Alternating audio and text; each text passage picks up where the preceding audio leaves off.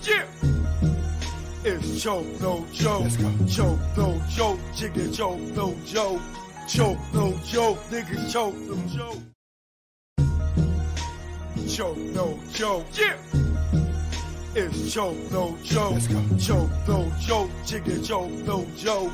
Choke, no joke. Niggas choke, no joke. Choke, no joke. Yeah. It's choke, no joke.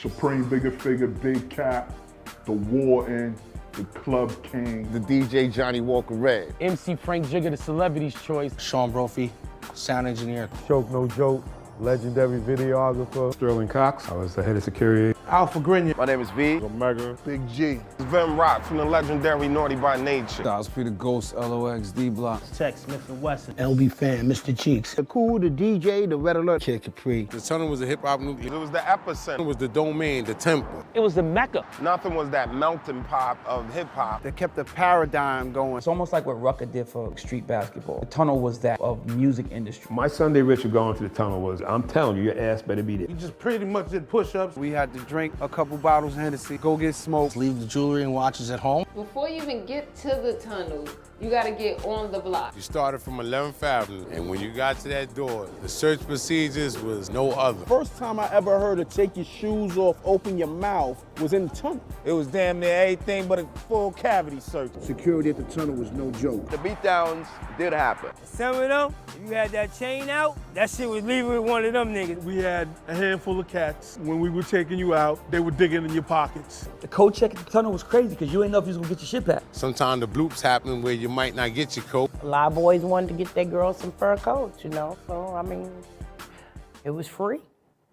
The bar was always on till after the tunnel. You might get fake alcohol. Bartenders might have got counterfeit. The dance floor is always rocking. It looked like a video all the time. The tunnel had a very unique situation at the bathroom. It was co-ed. The bathroom was Sodom and Gomorrah. I was like this, trying to look past the dudes like when they was going in the urinal. The tunnel was a one-stop shop. They had food, they had alcohol, drugs. I saw weed the tunnel. It was just oozing money. Backstage is like the club amongst the club. That's where all the so-called stars who was scary to be in the crowd, that's where they hung out at. The dopest things about the tunnel for me to remember is hearing my records get played up in there. The top, maybe, of all-time tunnel banger. Or anything bad boy. Every Biggie record, any shit by Hov. Shook Ones was bananas in there. Nori Capone, that bang bang. Annie up. Any one of Buster joints. Wild Out would actually start a fight. The best performance I ever seen, Jay-Z performed in front of the DJ booth. The DJ booth was bouncing like a ball. Snoop and Dre, when Dre was there. DMX, Get At Me, Dog. The king of the tunnel was Jay-Z. Busta Rhymes. DMX is the king. Queen of the tunnel. Mary J. Blige.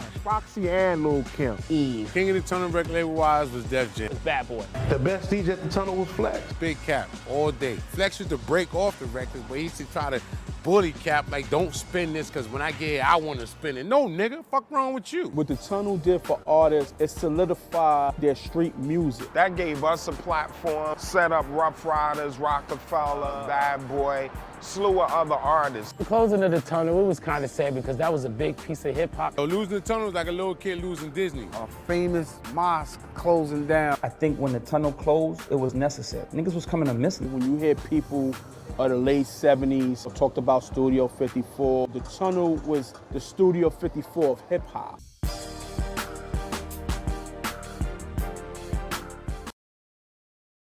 The Hip Hop Nucleus is out right now on Tubi, Apple TV, Amazon Prime, right here on YouTube and Stash Movies. Make sure y'all stream that. All right. Choke no joke. Y'all know what it is. Oh, we in for a good one today, baby. We are in for a good one today. They coming in. Let's get to the show. Choke no joke. You already know. All right, let's go. Niggas talking about God there. What God? What God are you talking about? Say his name.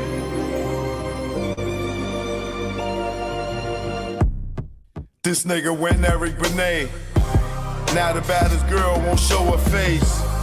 You know your ass in the way when she ain't show up to the Rock and Roll Hall of Fame. And you ain't even say her name. Lame, you better say Dame. In the streets, we call you roadblock. Nigga, you shot. Nigga, you block rocks. Like when Chris was about to pop. Like MJ moonwalking like Spock. You abuse your power fast. You killed and thought that's black. Jay told me in no certain terms that, you know, no rapper can really afford to look bad in front of him. So it's almost like we gotta blackball him. Shout out to Jay-Z for seeing the big picture here. Yeah, and it was a hard pill to swallow. Tariq, you kill the weeds, not the seeds that grow the trees. And as long as you alive, Dame should have a milli. Fuck you mean bleed. Nigga, don't get me started. You know I'm retarded and lion-hearted. You flipped on your peeps for those peoples in them white sheets. Like you pro-black. We pass kneeling, how you shit on cat. Did you kneel to what you stand? Would I what? Did you kneel to what you stand? Okay. I think we passed kneeling. To the East Coast, West Coast, put it up. No palm tree the trees in the palms of dealers and fiends. Late night roam the streets. Weed is weaker, but it's cheaper. Not many chicks frontin' like divas. Out west, every chick's a model like Eva, and you know I'm far from believing her. So I'm G'ing her like she G'ing me. Banging in LA is a different thing. At the end, you either dead on the bang, getting out, doing better things. On Sunset, where they hang. Hollywood, where they hustle for change. Times Square here, it's the same. No matter where you go, you'll find a lane. On the west, they kick it with Kane. On the east, trees the social thing. East Coast, West Coast, East Coast, West Coast. Grab your raps, roll it up. If you rap, West Coast, East Coast, West Coast, East Coast, West Coast. Grab your glasses, take a toast. If you rap, East Coast. When I'm on the West and I'm doing my thing, don't offer me coke or your nose I bang. Friends don't offer other deadly things. Thanks for the hospitality, we'll still hang. I won't judge you, leave me as I came. On the road to success, top of the game. Eat all the finer things in the food chain. Teach my kids to do the same. Whether East Coast, West Coast, East Coast, West Coast. Grab your raps, roll it up. If you rap, West Coast, East Coast, West Coast, East Coast, West Coast. Grab your glasses, take a toast. If you rap, East Coast. Gotta love life and offer wonderful things. Being to travel is a privileged thing. Came back to the East, air wasn't fresh. Streets filled with trash, various people in the eye. It's easy to tell who's upper middle class. Police and racism, same as crash. Back to where they not social, where they less vocal. When they don't know you, be careful, show you around the East Coast, West Coast, East Coast, West Coast. Grab your raps, roll it up. If you rap, East Coast, whether East Coast, West Coast, East Coast, West Coast. Pop your bottles and toss the cork. If you rap, West Coast. Both coasts are known to give you fame. Got paparazzis playing cameras your way. Got you bobbing and weaving like Cassius Clay. Most thugs turn Muslim in older days. Change their name to Allah they pray. Probably till they decay. This go out to the east and west. For Big and Pac, y'all let's connect. Rather East Coast, West Coast, East Coast, West Coast. Grab your raps, roll it up. If you rap, West Coast, whether East Coast, West Coast, East Coast, West Coast. You can't get the West without the ES. So it's manifested that we connect. You know what it is. Choke, no joke. Learn from mistakes, baby. You know what it is. Greg on the track. Rest in peace, baby. Either war, we here now. You know what it is. Choke, no joke. Smile treatment, you know. Yeah.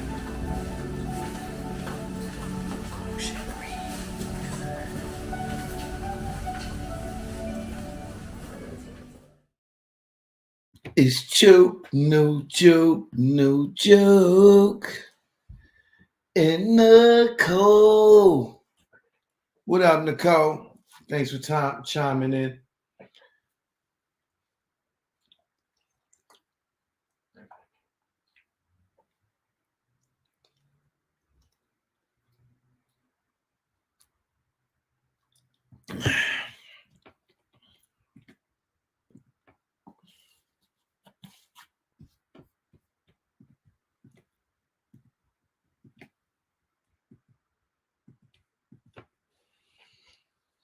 Happy Saturday to y'all all out there.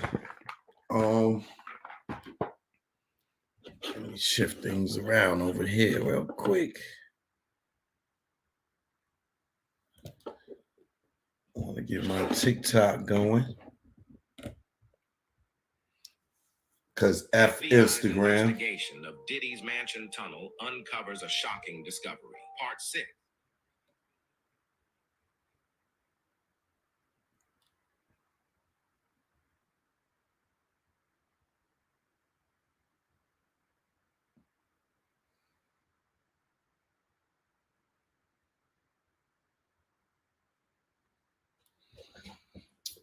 Okay.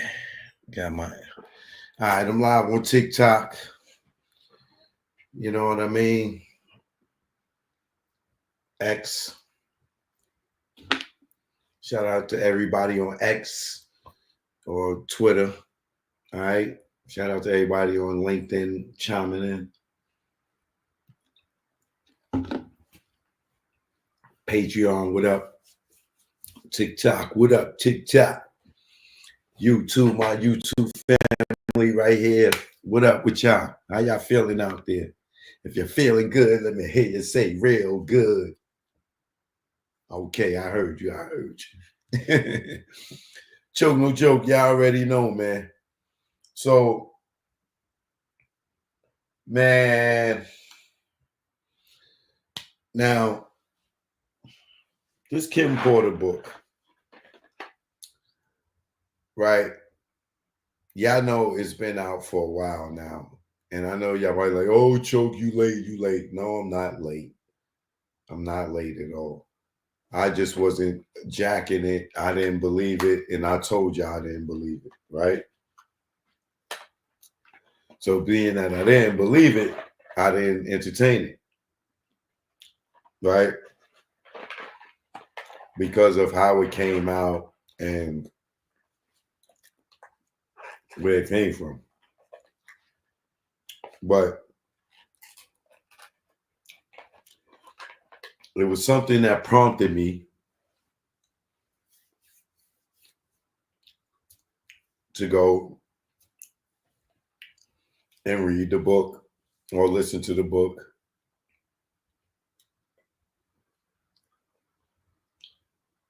Because the person validated that a lot of the stuff in the book was authentic. Now,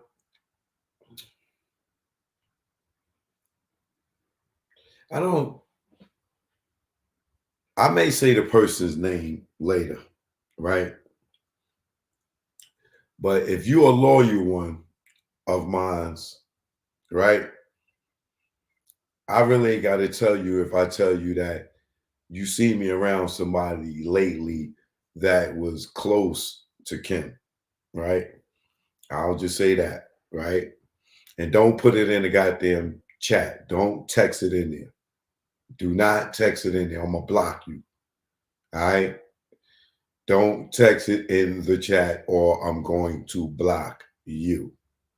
Okay? So I was around this person, right? And we had discussions of the book.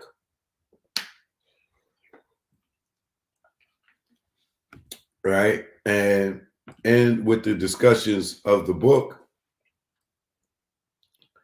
came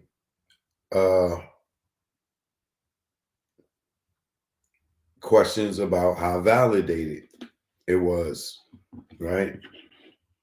So the person was asked in a room of just a little bit of us, was the book true? Right? Now, I was expecting the person to say no because I wasn't jacking the book, right?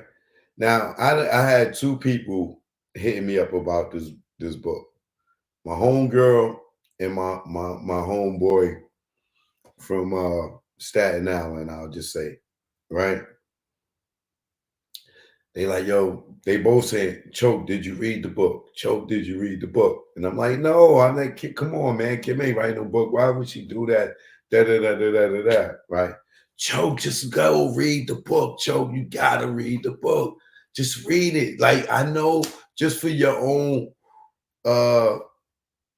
research, you might know something that nobody else know. Choke, you got to read the book. So since the book been out there, my homegirl from the West Coast and my homie from Staten Island, they both telling me, you got to read the book. You got to read the book. Got to read the book. So I'm like, I'm not jacking it, right? There's nobody I know close to Kim to validate it until more recently, right? Now, more recently, I was around somebody. Like I said, don't type it in there. I'm gonna block you. If you know, you know. Just be privileged that you know. If you don't know, then that just means you're not a lawyer watcher of mine, right? So this should have been a members only show because this is gonna get real deep. Okay. And I need y'all to please like and subscribe, especially y'all new ones that's here that didn't subscribe to my channel, man. It's a lot of y'all new people. I could tell you new because I know the usual suspects whose names I see up in the chat. And if you new here and you consistent, I will know you too. You know what I mean? But please, man, please like the video. You know, it helps my notifications go out to let everybody know because they be hating on the kid. Shout out to my man, grind, complain, don't complain, just grind and pray. All right, no complaining, just grind and pray. You know what I mean? And of course, my joint, I roll dolo from state to state. Oh, okay. Choke No Joke Productions.com. You get that, right? So the person says everything in the book about Diddy allegedly is true, right? And the stuff about them wasn't true, right? But everything else is true. Now, I said to myself, okay, why is the stuff about you not true, but everything else is true? But I can understand that maybe there is some fabrication to the story. But as I said, I was expecting the person to say that, no, the book is false, right? But they said all the stuff in the book about Diddy allegedly is true, right? Now I'm going to take them on their word for it, right? So being that once they said that, today I go and I listen to the book.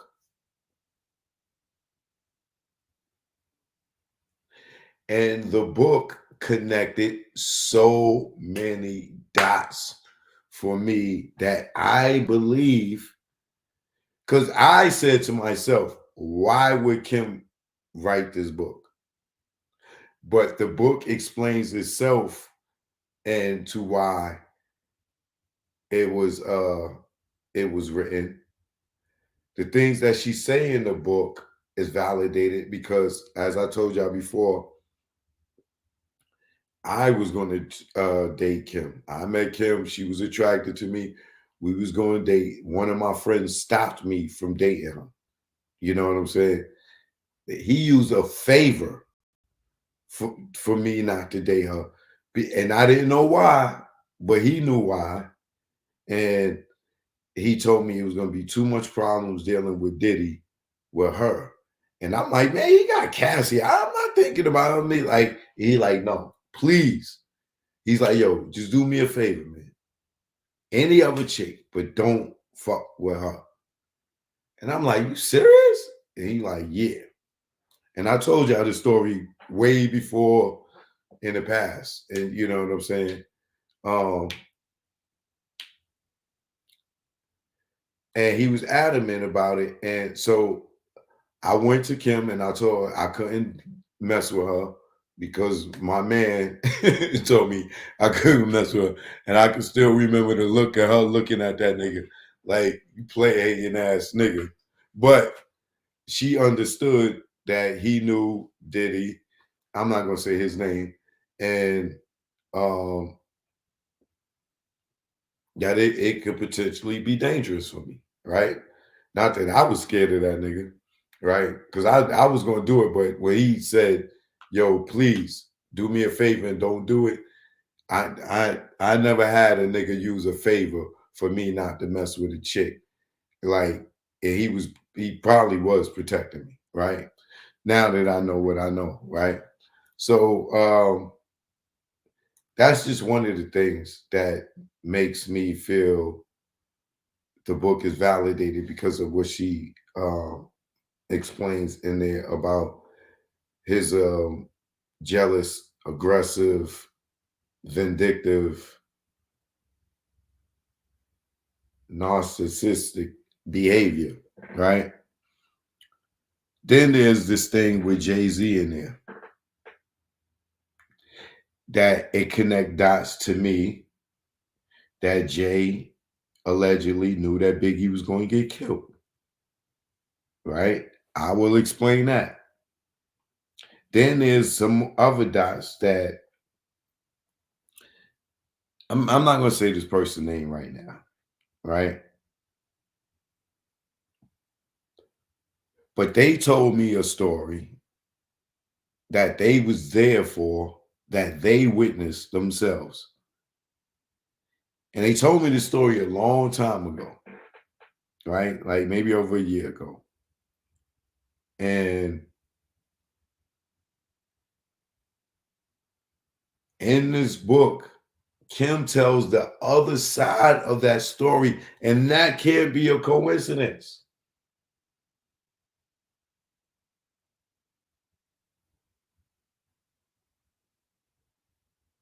And then there's it's like two other things that's connected with my personal knowledge.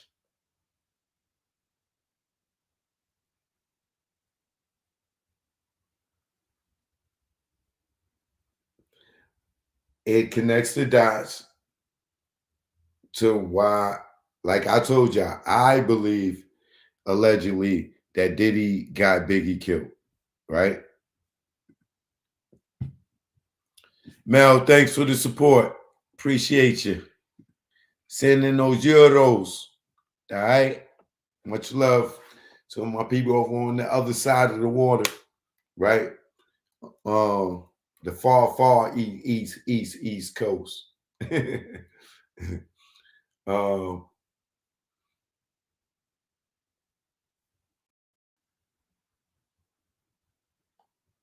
explains, like I said, I told y'all I believe that Diddy is allegedly responsible for the death of Big and Tupac, right? With the help of others, is, you know what I'm saying? There's other people, there's a gang of people involved, right? It ain't just him alone. It's a gang of people involved, right? But ultimately, I believe that Diddy got Big killed because he was robbing him and he was leaving he already left the label technically with doing the deal with Atlantic. And the person that I had the conversation with over a year ago told me something that isn't public record. That Kim, and well, this book tells the other side of that. And it's like, it can't be. Right. And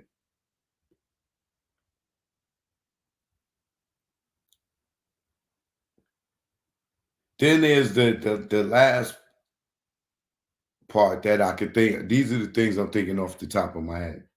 Right. There was something that I was told about Kimura years ago. That was in the goddamn book. So it's too, like I said, I didn't even listen to it. If I probably would have listened to it, I probably would have believed it, a lot of it, back when, if I would have listened to it when it first dropped. But the fact that a person that close to Kim said that everything in the book allegedly is true about Diddy, that's what made me go and listen. And then when I listened, then like, Diddy allegedly is more maniacal than you can even imagine. That nigga's like, he got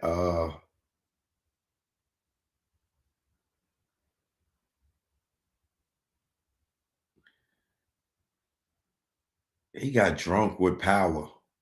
He abused his power. I don't want to say he thought he was above the law, because I don't know that.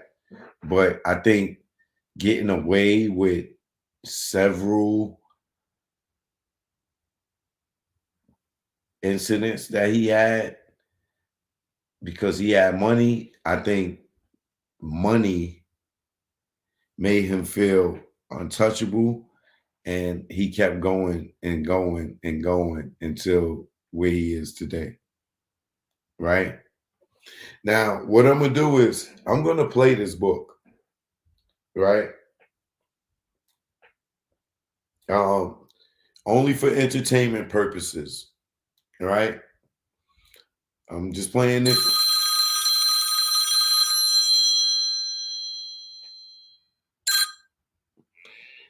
Yo, I'm live. I hit you back. All right.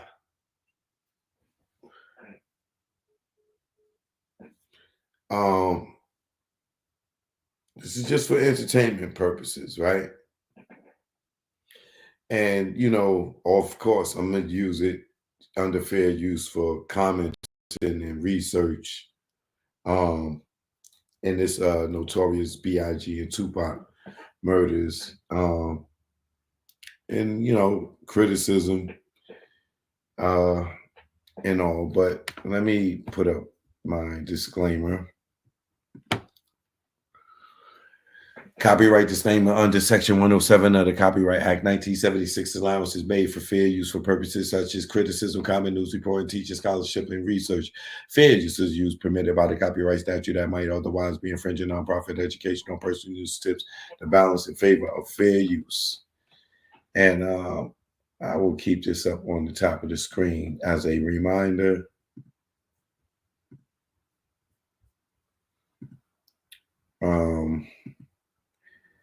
Rest in peace, Kim Porter.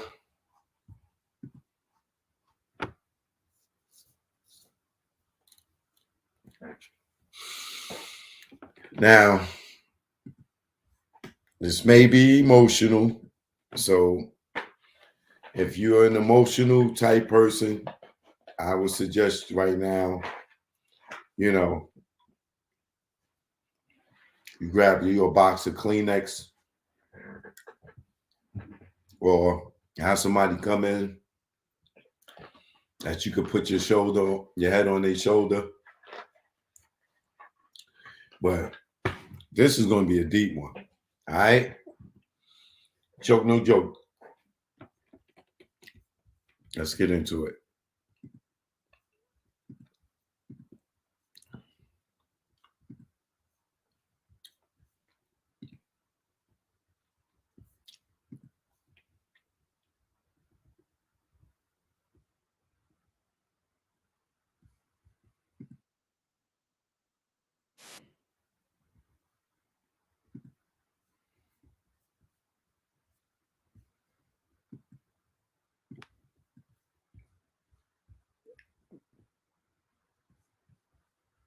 Shout out to the person who ever read this.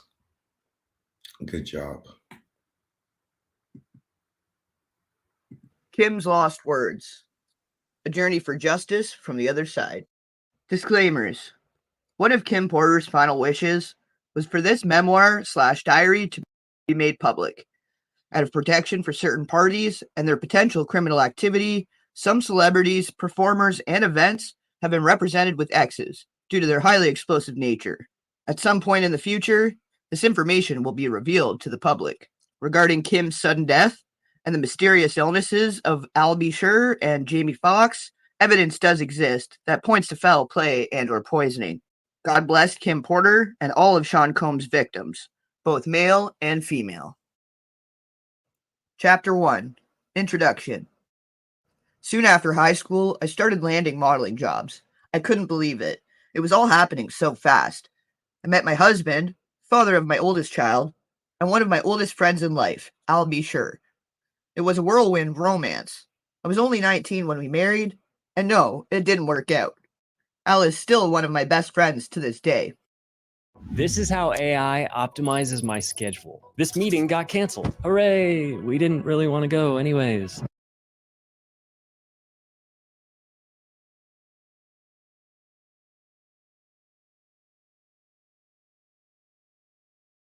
Our son Quincy is such a talented and wonderful young man. At that time, I had no idea my relationship with Al was going to introduce me to the man that I would spend the better part of my adult life with. A man whom I would love and cherish, but eventually fear and hate. I don't want to put the cart before the horse, but I will say, although I knew what was going on, I turned a blind eye many times. Here I have to tell this truth, unfortunately, because deep down I knew everything that was happening, but I lied to myself a lot. He was so charming, a wolf in sheep's clothing, a devil, and I fell for it. This story must be told despite the fact that it will hurt my children. I cannot hide it any longer. Sean Combs must be stopped. Chapter 2. Humble Beginnings. I was born to loving parents, Jake Porter and Sarah L. Porter, in the Peach State of Georgia. All through Columbus High School, where I graduated in 1988, I knew I was going to be famous. In the 10th grade, one of my best friends, Tina, said to me, "You won't make it here in Georgia."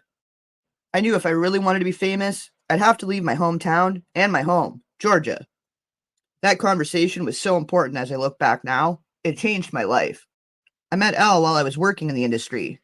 He was so dope and charming, and I had such a crush on him. We were married before I knew it, and Quincy was on the way. But I was young, and it just felt like it wasn't going to last. It was a little heated between us after we separated, but we got past that quickly. He is just a super dope guy, an amazing father. Though we separated, we are forever bonded through Quincy. Thank you, Al. I will always love you.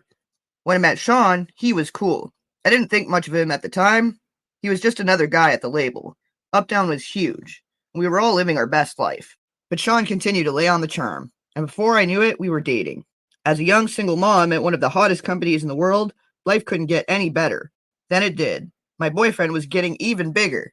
He and Clive would hang out a lot, but I didn't think anything of it. I mean, that was his boss, and he was doing things bigger than most men dare to even dream. Then it happened. I mean, okay, I was a little bit of a freak. I really enjoyed myself with my partner, and toys are one thing, but I never imagined having a man I was dating asking me to use a toy on him. For the first time, he said he just wanted to experiment, try something new. I was grossed out, but he kept begging. He said it would only be this one time, and he was just curious. I was only 20 at the time. I said, what the hell? I hated it. He bled from it, and there was shit on it. I left him alone after that. Chapter 3, Second Chances. Sean kept reaching out, and I kept ignoring his calls. Eventually, in a few weeks, we ran into each other at an event. He came over and sat next to me. We were cordial. He flattered me by saying, "You look so amazing." I replied with a simple, "Thanks, Sean." I tried to get up to leave, but he pulled my arm, and as I turned to him, he looked deep into my eyes and said, "Look, what happened between us was weird, but I really care about you. Can we?" He paused, and I tried to use this as my attempt to escape. I pulled my hand back and said, "Sorry, Sean, I have to go. Please, I think I'm falling in love with you. Can we talk?" My breath was taken away. Did he say he loved me? It was so fast. I wasn't aware of this as his manipulation tactic. Not yet. God, I was so young, so naive. He continued, "Let's just have dinner." And I fell for it. 2 days later, we went out for drinks at a lounge in Lower Manhattan. The place was nice. Sean was really coming up and pulling out all the stops to impress me. He pulled the chair out for me to sit. Back then, he was always a gentleman. He smiled and said, "Look," as he sat across from me. I hated it, and I never want to do it again. Give me another chance. Over coffee the next morning, I decided to give him another chance. For the next year and a half, things seemed pretty normal. It was fun. Things were going great, and we were living the dream that I dreamt about throughout my youth. Sean and Clive were working on Bad Boy, and he had his first couple of artists. He picked up Craig Mack, then some rapper from the West Coast called Notorious B.I.G. to help Chris develop. He was collaborating with the biggest names in hip-hop to make it happen. Things could not be more amazing. Then he asked me to do it again. It was insane. Sean said, "Baby, I can't stop thinking about it." "What the hell are you talking about?" I responded. Sean continued, "I just can't stop thinking about that night. It was amazing. Can you screw me one more time, please?" I became infuriated. "Why didn't you go to Clive? He is the one screwing you, isn't he?" Then Sean hit me. This was the first time, but he slapped me hard. Before I could form words, he began to beg. I'm sorry." Holding my cheek where he hit me, I turned and ran off. That should have been it, but I guess I'm a glutton for punishment.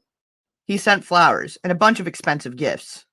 Then we bumped into each other at another industry event. He sat down next to me. This was deja vu. Sean started. "Imagine running into you here. Get the fuck away from me." I forced out.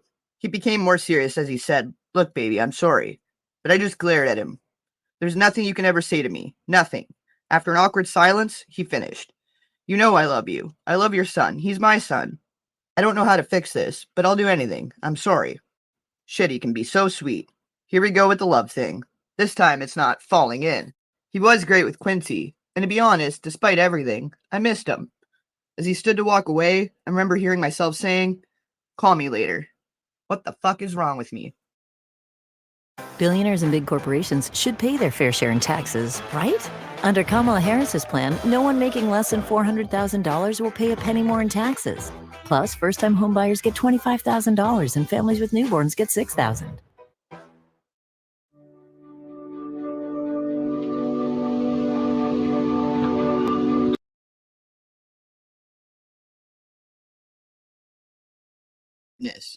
Sean arrived with flowers in hand. He wanted to see Quincy. He was so good with him, and Quincy ran over to hug him. I felt my heart melting. He asked Quincy, "How you doing, Tiger?" Quincy looked so innocent as he responded, "I'm good. I miss you." Sean's response sounded genuine. "I miss you too. We'll hang out tomorrow, okay?" "Okay." Sean gave him a little love tap on the butt. "It's bedtime," Quincy replied. "Okay, good night," as he turned to head towards his bedroom. Here was the man I fell in love with. But what was I thinking? Shit, not only does he want butt plugs, he slapped the shit out of me. So why am I still talking to him? They say that love is blind, but is it stupid, too? As Quincy left, Sean looked at me and smiled. "Baby, let's go have some fun. The babysitter's on the way. I just want to show you a good time." I was so mad at myself for melting as I said, "Okay." We sat on the couch laughing and genuinely having a good time when the doorbell rang. The babysitter had arrived, and so we left. As we exited the house, a big man climbed out of the limo and opened the door for us. He wore a sharp suit with a gun noticeably tucked under his arm. I thought to myself, He could have made it invisible, or did he want me to see it? Despite my reservations, Gene was a sweetheart. He was very courteous and polite. As he tipped his head and said, "Good evening, ma'am," Gene drew a smile out of me as I responded, "Hello." Gene and I would see each other a lot after this day. Chapter 5. Sean kneels. The year passed, and thankfully we didn't have many bad arguments. Although Sean was strangely getting into voodoo, he'd put curses on people, and I wasn't sure how to respond to that craziness. My problem as a single mother was, I wanted to be married. He always had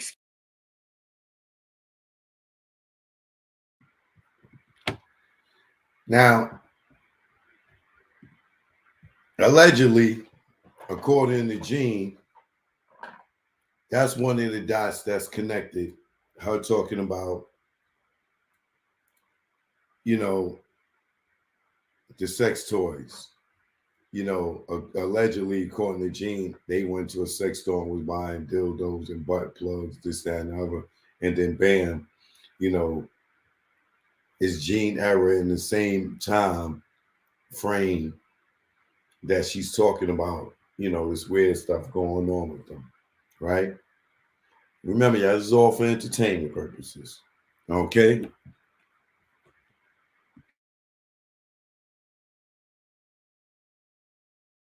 excuses and delays when it came to committing to marriage. His label was blowing up, Biggie dropped, and it was just about over. He also signed Mary J. Blige. And of course, when I found out he slept with her, we fought.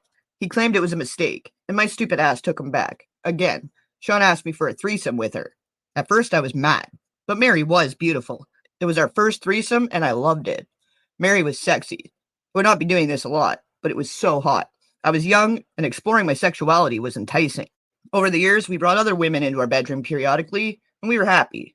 That is until one day it came home to a situation that went from awkward to a nightmare. Quincy was with the babysitter, and Sean was sitting with Al B. Sure at the dinner table. I had a child with Al, and Sean was the father in Quincy's life. The awkwardness of all of us being together had dissolved a long time ago, but it was still weird that they were here. Now, Albie Shore has denied this part. Let me say that before I play this.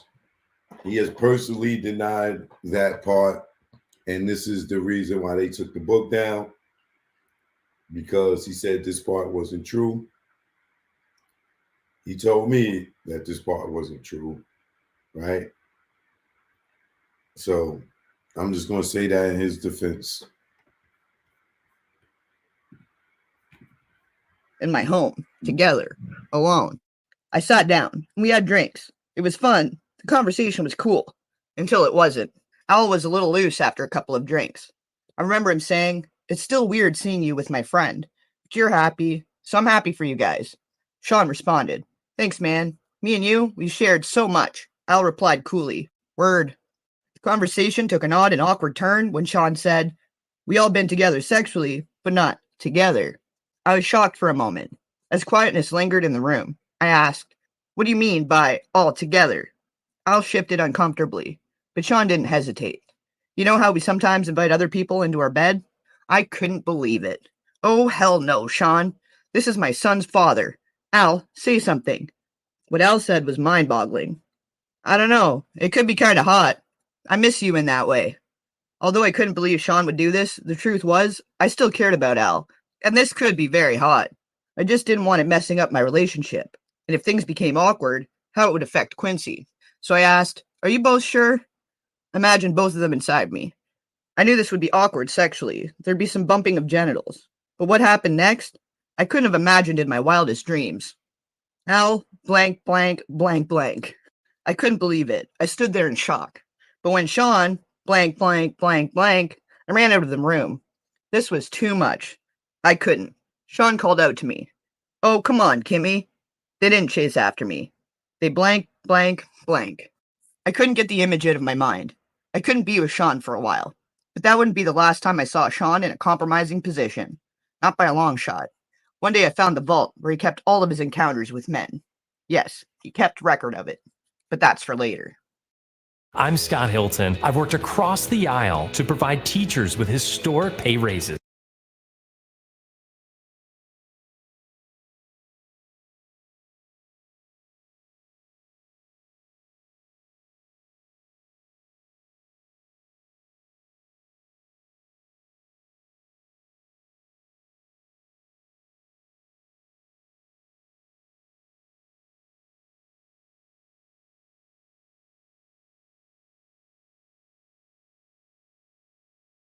Chapter 6. Pac. Biggie took over East Coast hip-hop, and Sean was the brilliant mind that orchestrated it. He hired people to teach Chris how to flow and write his lyrics. He hired the best producers to do the beats, although he took credit for them, and the music was unstoppable. At this point, Sean was sleeping with all the power players, and everyone that wanted to do music wanted to be a bad boy. Sean wheeled and dealed in a way that would have been unthinkable to many. He slept with the guys that really controlled the music to stay on top. A lot of the names average people have never heard of. These are the guys that make the decisions on who is winning and who is not. He hosted parties that were just a fancy name for orgies, and everyone wanted in. When I met Tupac, Sean and I had an open relationship. And yes, I slept with Pac. Shit, he was sexy. Sean didn't mind. Well, not until he tried to get Pac to join both of us. Pac was not good with that. This is where the relationship between them became strained. Tupac wasn't going to accept Sean's advances. Pac wasn't gay, and he was pissed about the advances.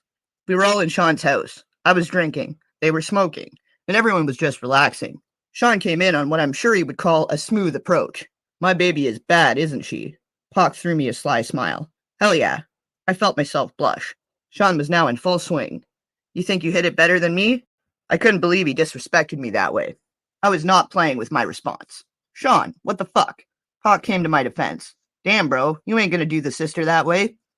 Tupac appeared upset behind Sean's words, but Sean went in for the kill, regardless. I think my dick's bigger than yours. I bet I can make her come faster than you. What's up? Pac was appalled. The fuck are you talking about? I ain't trying to run no fucking train. Sean continued. What you scared of? Let's see who fucks better. Let her be the judge. Yes, at this point, we'd been inviting others into our bed for a while. I'm not used to, and will not stand for, disrespect. I wasn't the only one upset. Pac shouted.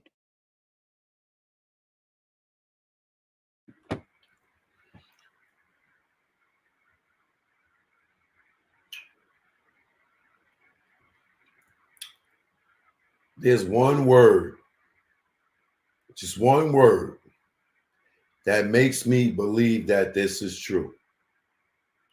About Kim saying that, you know, they invited people in their beds and that he made this move. Because the nigga came on to me. I don't care what nobody say. I know that nigga is gay or bisexual. You know what I'm saying? But there's one word that connects the dots to this, not saying this incident, but this behavior, right? Of them sharing people in their bedroom. That word is Cassie. If you doubt any of what she's saying, think about Cassie and the sex workers and the freak offs, and let's continue.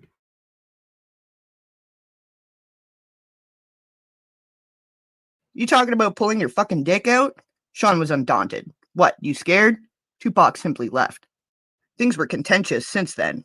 The two could not be in the same room. Pac avoided me as much as he did Sean. When they did bump into each other, the tension was palpable. Felt like blows could be thrown at any moment. Months passed with only the tension between them. It was uncomfortable, but nothing life or death. Then one day while we were at the studio, it happened. I walked into Sean's office, and he was having the conversation. Sean sat across from Jimmy Henchman. Pac don't leave that fucking studio alive. I don't think I was supposed to hear it. I continued as if I didn't. Hey, Sean. Good morning, Jimmy. They didn't seem to think I heard anything. I'm ordering breakfast. Smiling, Sean replied first. Let me get eggs, sunny side up, with grits, and an orange juice. I could see he was hungover. Good. I don't want him knowing I know anything. If he had just put a hit out on Pac, knowing something could be dangerous.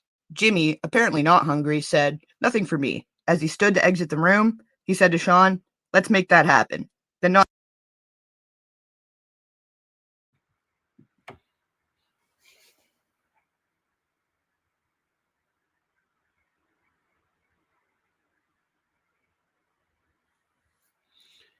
Now this connect more dots, right? I don't know if this is true or not, right? But we do know that Puff was at the studio, at Quad Studio, with Jimmy, right? He wasn't with Big. So whoever wrote this, they get it mixed up, right? But if Kim may have allegedly, remember this for entertainment purposes, we entertaining, right?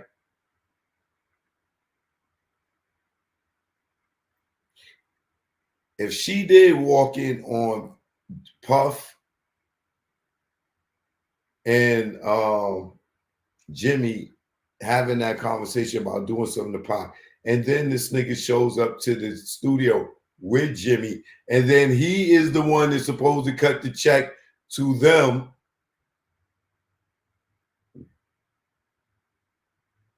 How is this all like? It can't be too. Everything can't be a goddamn coincidence, right? I believe personally that allegedly Gene knows about what was happening. This is why he got all the intel, and this is why that nigga said, Kenny run the next 3 lights. That nigga went downstairs, came back, took that gun from D-Rock, went back downstairs, got in the car, the intel big, and them niggas, they running the light, and just left them niggas. Pew! Pop, pop, pop, pop, pop, pop, pop.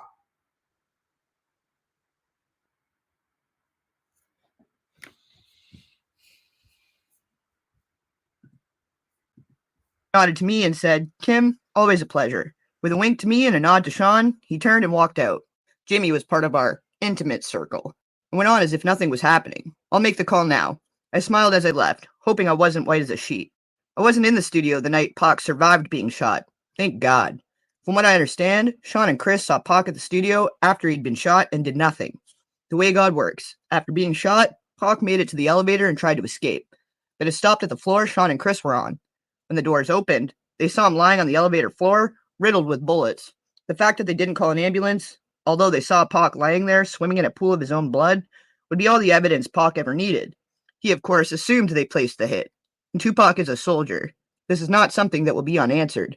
Tupac didn't do well. He lost a testicle, but he survived. It was orchestrated, and Sean Puffy Combs was the orchestrator. Chapter 7. Threats. At this point, I knew I had to get away from him, but I was scared. Is he going to take my life if I try to escape? One February evening, I thought I found my opportunity at dinner, after an event. We were at a ritzy restaurant in a private booth. It was an exclusive setup. We were alone, but we were in public. Sean was on the phone talking to an unknown listener as he sat down. His words on that call will be etched into my soul forever. We're going to release Who Shot Ya now. He waited for a response, then went on to say, of course they're going to think B.I.G. was talking about Pac. That's the whole fucking point. Nobody would give a fuck about a diss track against LL fucking Cool J. Do you know how much money we'll make with this kind of rap beef? Battling after someone really got shot? This may not be the best time for this conversation. Sean was finishing up. We dropped that shit tomorrow. He listened into the phone and then responded. There's going to be blood in the street. They missed. Pac's alive. Let's capitalize on that shit. When he responds, it's just going to mean more money. He turned around and looked at me. Spoke back into the phone. I'll call you back. Then hung up and spoke to me. What's wrong? I tried my best to give a fake smile at what I'd heard. After all, me and Pac were intimate. I responded, nothing. Sean wasn't fooled. Are you sure? His demeanor was threatening, but I responded as cool as I could muster to his intimidating stare. Yeah, of course. He took my hand, saying, that's wonderful. He began to squeeze my hand until it hurt as he continued. Because seeing you walk into the office while I was talking about killing that motherfucker and you not saying shit to me just a little concerned. His grip was starting to hurt badly. Check this out. I'm going to show you how I afforded this car. Okay, you ready?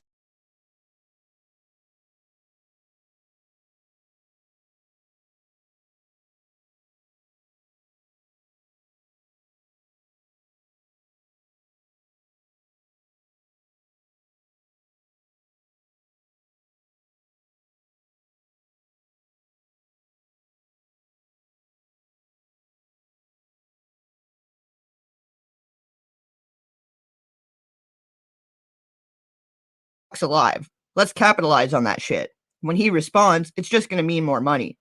He turned around and looked.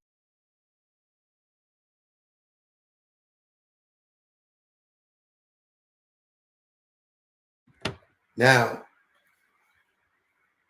like I said, this for entertainment purposes, right? But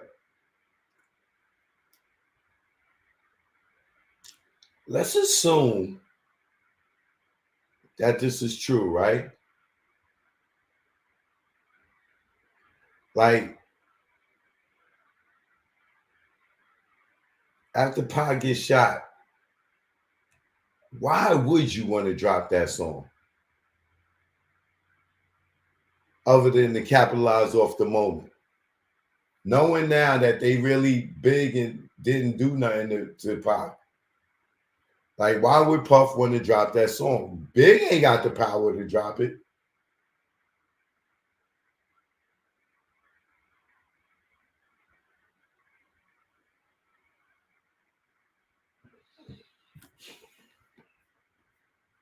Marketing wise, brilliant idea.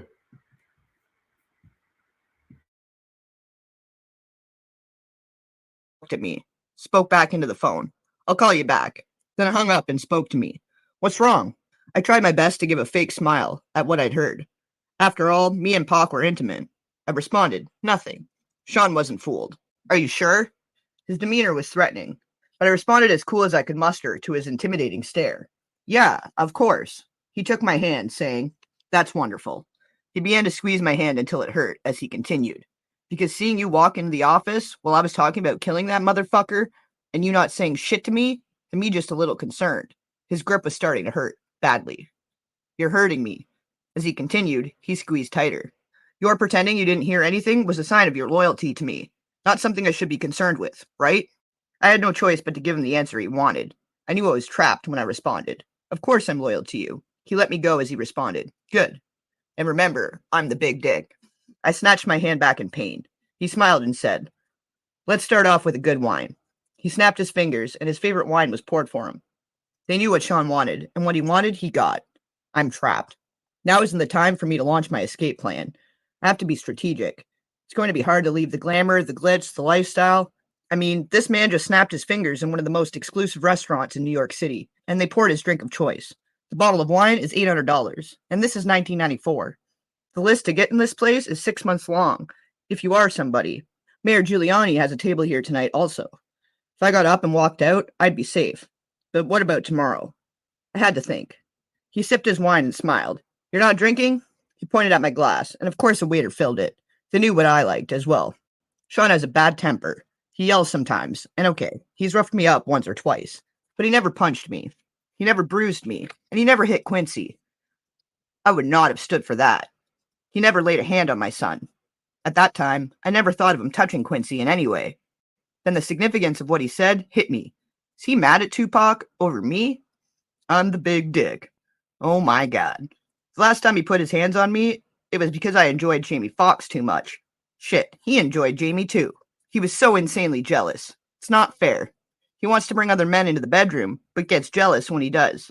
Damn, you're quiet tonight, he said, snapping me back into the present. I asked the question that was burning in my mind since I walked into that office. What does Chris think of this? He looked at me coolly and said, His fat ass better just keep doing music. A third guest was escorted over by security. Sean motioned for him to sit. A waiter walked over to Sean Carter and asked, Would you like something? Carter responded, No thank you, then said hello to me with a smile. Smiling, I replied, Hey Carter, and took a sip of my drink. The Seans may share a bed together from time to time, but thankfully, I was never asked to join. Carter went on to speak to Sean. I thought we were meeting in private. Sean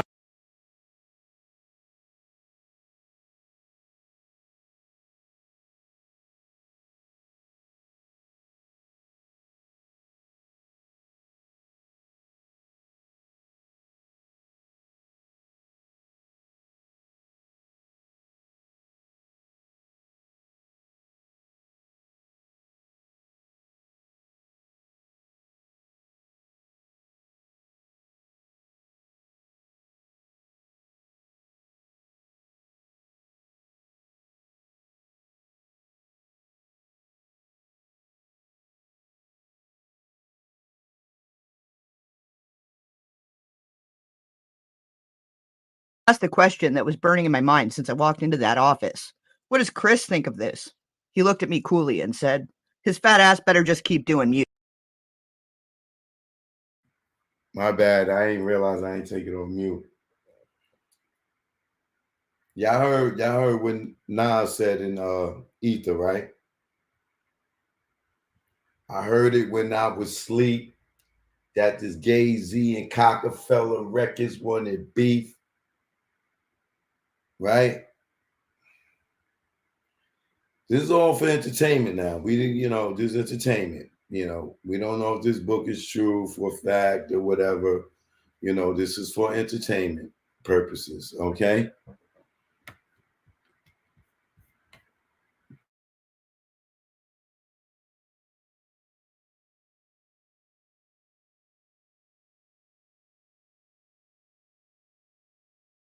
Music. A third guest was escorted over by security. Sean motioned for him to sit. A waiter walked over to Sean Carter and asked, "Would you like something?" Carter responded, "No, thank you," then said hello to me with a smile. Smiling, I replied, "Hey, Carter," and took a sip of my drink. The Seans may share a bed together from time to time, but thankfully, I was never asked to join. Carter went on to speak to Sean. "I thought we were meeting in private." Sean replied with a nonchalant shrug. "I had to discuss something with her. It's fine. Go ahead." He wielded this kind of power. Carter shifted uncomfortably in his chair before continuing. "It's true. Chris and Pac were about to start their own label." Sean slammed his fist against the table, shouting, "Doesn't anyone have any fucking loyalty?" Carter, "Well, that's not happening now, right?" Sean peered at Carter with distrust. "Why the fuck are you so eager to share this with me? Chris is your man. Fuck, he brought you on, and you're stabbing him in the back?" Carter responded with indignity. "First, I'm tired of being that blank's son. I need to come out from Seans may share a bed together from time to time, but thankfully, he said, snapping me back into the present. I asked the question that was burning in my mind since I walked into that office. "What does Chris think of this?" He looked at me coolly and said, "His fat ass better just keep doing music." A third guest was escorted over by security. Sean motioned for him to sit. A waiter walked over to Sean Carter and asked, "Would you like something?" Carter responded, "No, thank you," then said hello to me with a smile. Smiling, I replied, "Hey, Carter," and took a sip of my drink. The Seans may share a bed together from time to time, but thankfully, I was never asked to join. Carter went on to speak to Sean. "I thought we were meeting in private." Sean replied with a nonchalant shrug. "I had to discuss something with her. It's fine. Go ahead." He wielded this kind of power. Carter shifted uncomfortably in his chair before continuing. "It's true. Chris and Pac were about to start their own label." Sean slammed his fist against the table, shouting, "Doesn't anyone have any fucking loyalty?" Carter, "Well, that's not happening now, right?" Sean peered at Carter with distrust. "Why the fuck are you so eager to share this with me? Chris is your man.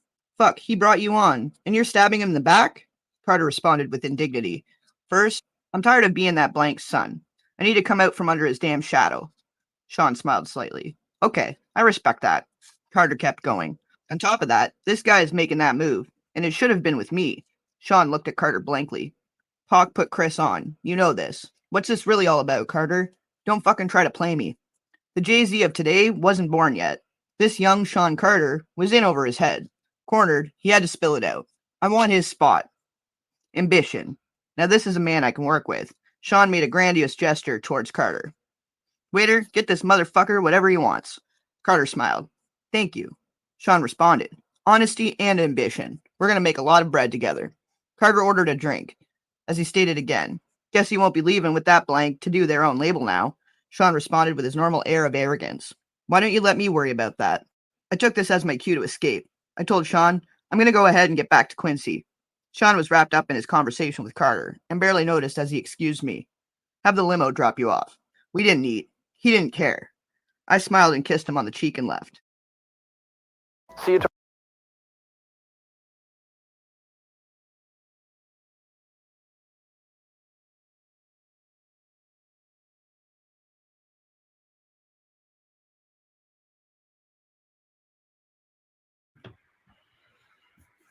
Now, there's two things in that right there that make me believe that that's true, right? There's two things in that conversation, in that part of the book, that makes me believe that this is true. One, as they knew, about 94, Jay wasn't nobody yet, right? Biggie was already hot.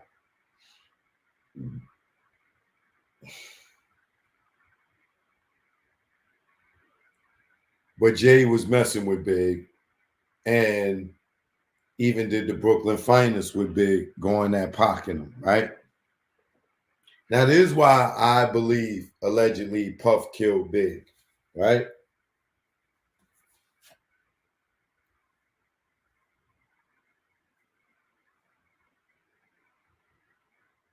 Let me tell you the dots that's connecting with me with Jay-Z and Diddy having a meeting about getting rid of Big. One, Jay was talking about they was going, I mean, Big was talking about doing a commission with Jay, right? They did the Brooklyn Finest thing, right? But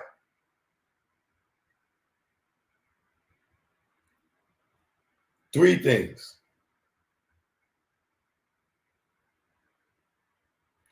A lot of people don't know. Now, I know this to be true,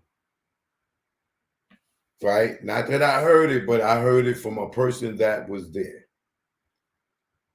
Little did they know. Well, Puff found out, and you're going to find out in this book, right? Now, this is a fact. Big and Pac were talking after the whole hit 'em up shit and all that other shit. Big and Pac was talking, and they was going to both come together, and they was going to do an album together, right? And they was going to do their own thing. Now,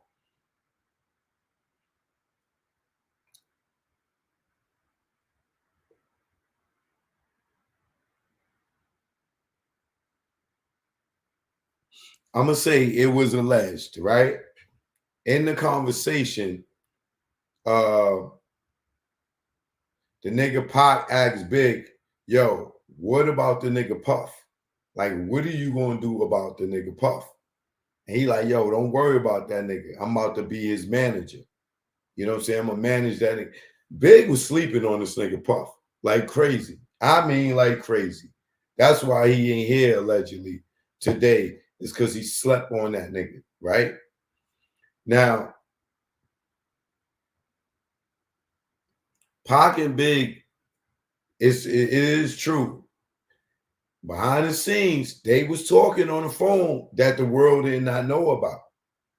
And they was talking about doing an album together. And because I know one of the people that was standing there when Pac was talking to Big about that, right? So this is why I believe the book, right? Because I've been through this information and I just never said nothing about it. But now it's like, whoa, what? And yeah, we're going to get into that, right? The Jay-Z part, I believe that. You know why? Go look for Jay-Z at the Soul Train Awards. Go look for any pictures at the Jay-Z, at the Soul Train Awards the night Big got killed.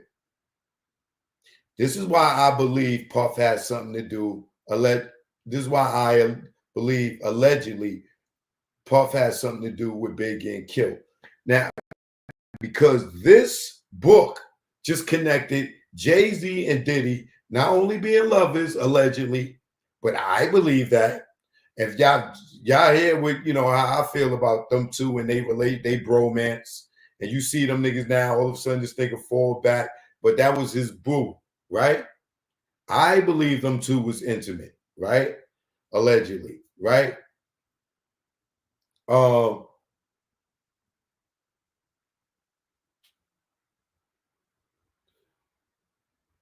You're not going to find Jay-Z at the Soul Train Awards. Why? I saw Jay-Z myself the night of the Soul Train Awards. I was living in Hampton, Virginia at the time. Jay-Z came to the Hampton Convocation Center. And if he ain't a sucker, he'll tell the truth. That's when I was doing my music stuff then too, right? I walked up to Jay-Z and I'm looking at him like, why is this nigga not at the Soul Train Awards? That's my girl Tiffany will tell you that. I said that from that day to today. why Jay-Z was not at the Soul Train Awards. Him and Big got the Brooklyn Finest and all this stuff they running. They talking about the commission and all this. Why this nigga's not at the Soul Train Awards? Now it makes sense to me now because of this conversation that Kim overheard about him being in Biggie's shadow. And he may have known that Big was going to get killed. Allegedly. I seen the nigga Jay. Ask him. Any of y'all niggas that suck his nuts, ask him, did I approach him in the back of the HU Convocation Center and told the nigga that I rap? And I'm like, yo, I'm nice, man. And the nigga was like, yo, it's a lot of niggas nice. And I'm like, fuck that mean? So he never asked me to spit or nothing. He just said, yo, it's a lot of niggas nice. And I was just like, but why are you here? I just kept looking at him like, why are you here, nigga? Why are you not at the Soul Train Awards with everybody else? It made no sense. But now we do. Now we do.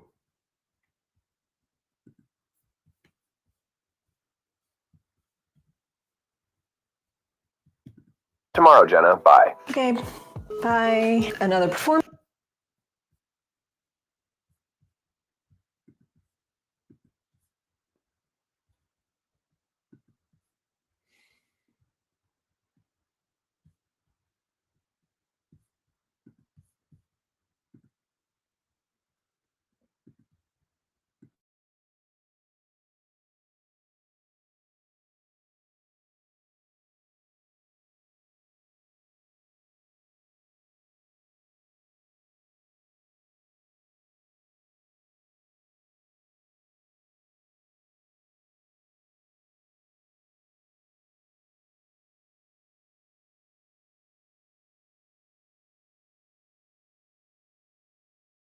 Doesn't anyone have any fucking loyalty? Carter. Well, that's not happening now, right? Sean peered at Carter with distrust. Why the fuck are you so eager to share this with me? Chris is your man. Fuck, he brought you on, and you're stabbing him in the back? Carter responded with indignity. First, I'm tired of being that blank's son. I need to come out from under his damn shadow. Sean smiled slightly. Okay, I respect that. Carter kept going. On top of that, this guy is making that move, and it should have been with me. Sean looked at Carter blankly. Pac put Chris on. You know this. What's this really all about, Carter? Don't fucking try to play me. The Jay-Z of today wasn't born yet. This young Sean Carter was in over his head. Cornered, he had to spill it out. I want his spot. Ambition. Now this is a man I can work with. Sean made a grandiose gesture towards Carter. Waiter, get this motherfucker whatever he wants. Carter smiled. Thank you. Sean responded. Honesty and ambition. We're going to make a lot of bread together. Carter ordered a drink. As he stated again, guess he won't be leaving with that blank to do their own label now. Sean responded with his normal air of arrogance. Why don't you let me worry about that? I took this as my cue to escape. I told Sean, I'm going to go ahead and get back to Quincy. Sean was wrapped up in his conversation with Carter and barely noticed as he excused me. Have the limo drop you off. We didn't eat. He didn't care. I smiled and kissed him on the cheek and left. Chapter 8. Kidada.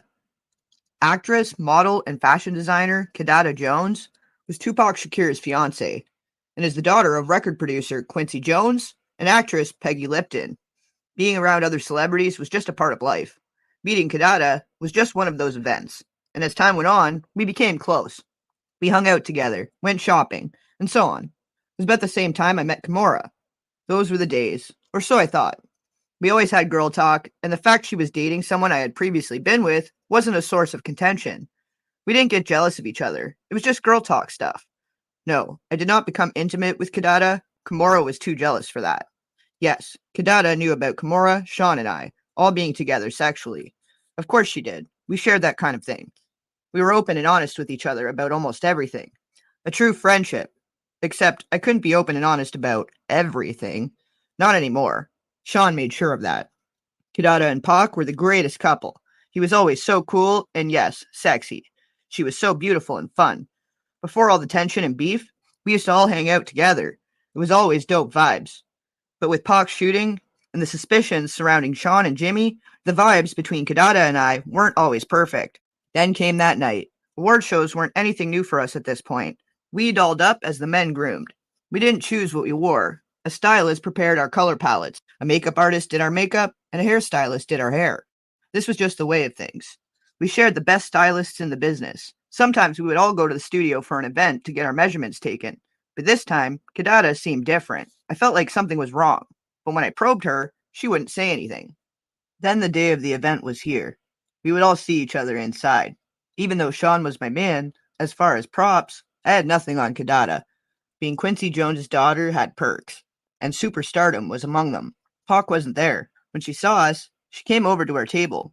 We sat around kicking it in a very dope vibe. Sean knew he was going to clean up this award show. He had all but taken over the East Coast, musically. With all the hits, there really was no way he wouldn't. Bad Boy is a Hall of Fame stuff now, and Sean P. Diddy Combs knew it. Sean smiled at Kadada as she sat at our table, but something about that smile didn't seem authentic. Soon I would know why. He's sick when he has a grudge against someone. As she sat, Sean said, "Bad Boy is going to clean the fuck up." From his table with Faith, Chris replied, "Hell yeah. And that new shit we bustin' out, gonna have these guys sick." Kadada signaled for the waiter to pour her a glass of the ginger ale that sat over at her table. As the waiter refreshed her drink, she said, "Hawk's music's gonna get some love too." Sean grimaced. "Oh, come on, Sean. I know y'all got your differences, but you have to admit, the man makes great music." Sean looked at me out of the corner of his eye, then took another sip of his favorite cognac, and replied, "Bad Boy got the hottest music on the fucking planet, but I ain't even tripping. Everybody gotta get their shine, right?" Kadada sighed. Donald Trump intends to give tax breaks to billionaires and big corporations.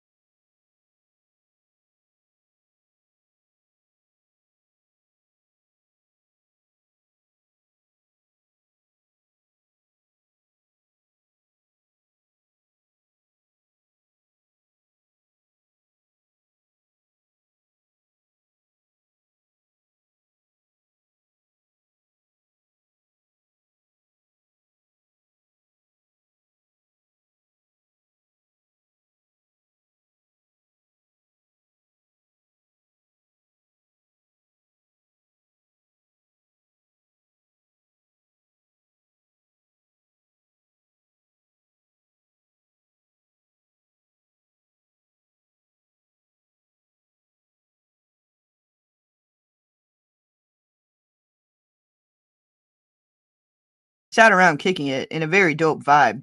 Sean knew he was going to clean up this award show. He had all but taken over the East Coast, musically.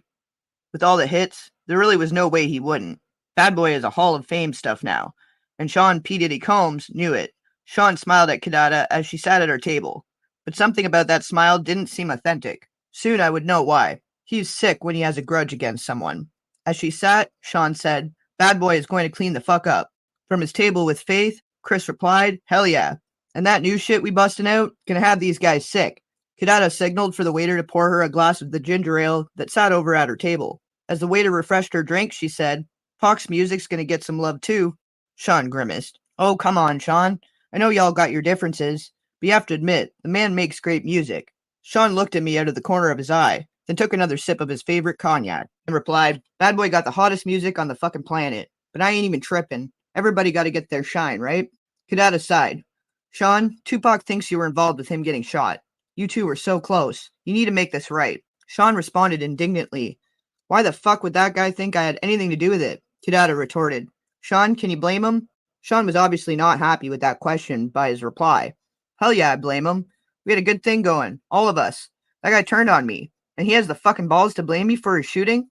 The indignity he managed to spew out while lying through his teeth was something I did not expect. I was thrown back for a moment before interjecting, "Da, do we have to do this tonight? It's Sean's big night." Kimura heard the ruckus and made her way over to our table as well. She sat down and said, "Hey, everybody," with that big dimpled smile. I smiled and replied, "Hey." Kadada almost seemed happy to see her as she said, "Hey, what up, Kimmy?" Kimura, never the type to hold her tongue, and went straight at it. The whole place is buzzing with the fact that you're sitting here accusing Sean of having Pac shot. Y'all kinda, loud, she laughed. Kadada seemed embarrassed as she looked around to see everybody staring and whispering, but she wasn't about to back off. In fact, she doubled down. Anybody here not talking about it ain't real anyway. We all know Sean was behind it. Kimura forced a smile. Honey, we don't have to do this here. Kadada made clear that she would not be silenced as she continued. Oh, let's not hurt the feelings of Sean Puffy Combs. He only had one of the most prolific rappers in the game shot. Sean clenched his hands into fists. If this was anyone else, this would have turned ugly. But this was Quincy Jones's daughter. Sean was a monster in the streets, well feared by men that knew. Kadada could continue with impunity. Sean could not touch her. Christopher and Mary, both wanting to defend the super producer that made them famous, both started to stand and make their way over to the table, but Sean signaled them off, with a firm motion of his hand. They remained in their seats watching helplessly. Kadada seemed to be on a full rampage. You're not safe in the streets, Sean. You think you're untouchable? Kimura seemed almost red in the face when she grabbed Kadada by the hand, saying, I gotta go to the restroom. Kimura needed her to get a grip and said sternly as a parent speaking to a child mid-tantrum, Ah!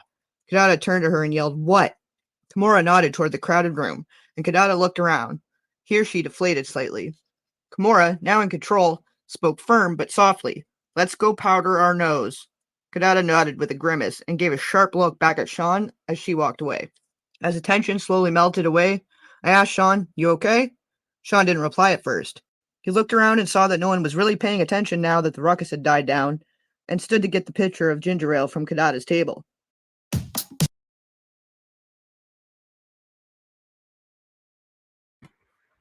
Now, once again, it's for entertainment purposes, right? But however, y'all do remember Gene Squill when he squealed and told this story about Diddy pissing in the craft that was ginger ale and try to get Kadada Jones to drink piss, right? Y'all remember Gene tells that story that Diddy had did that same thing, right?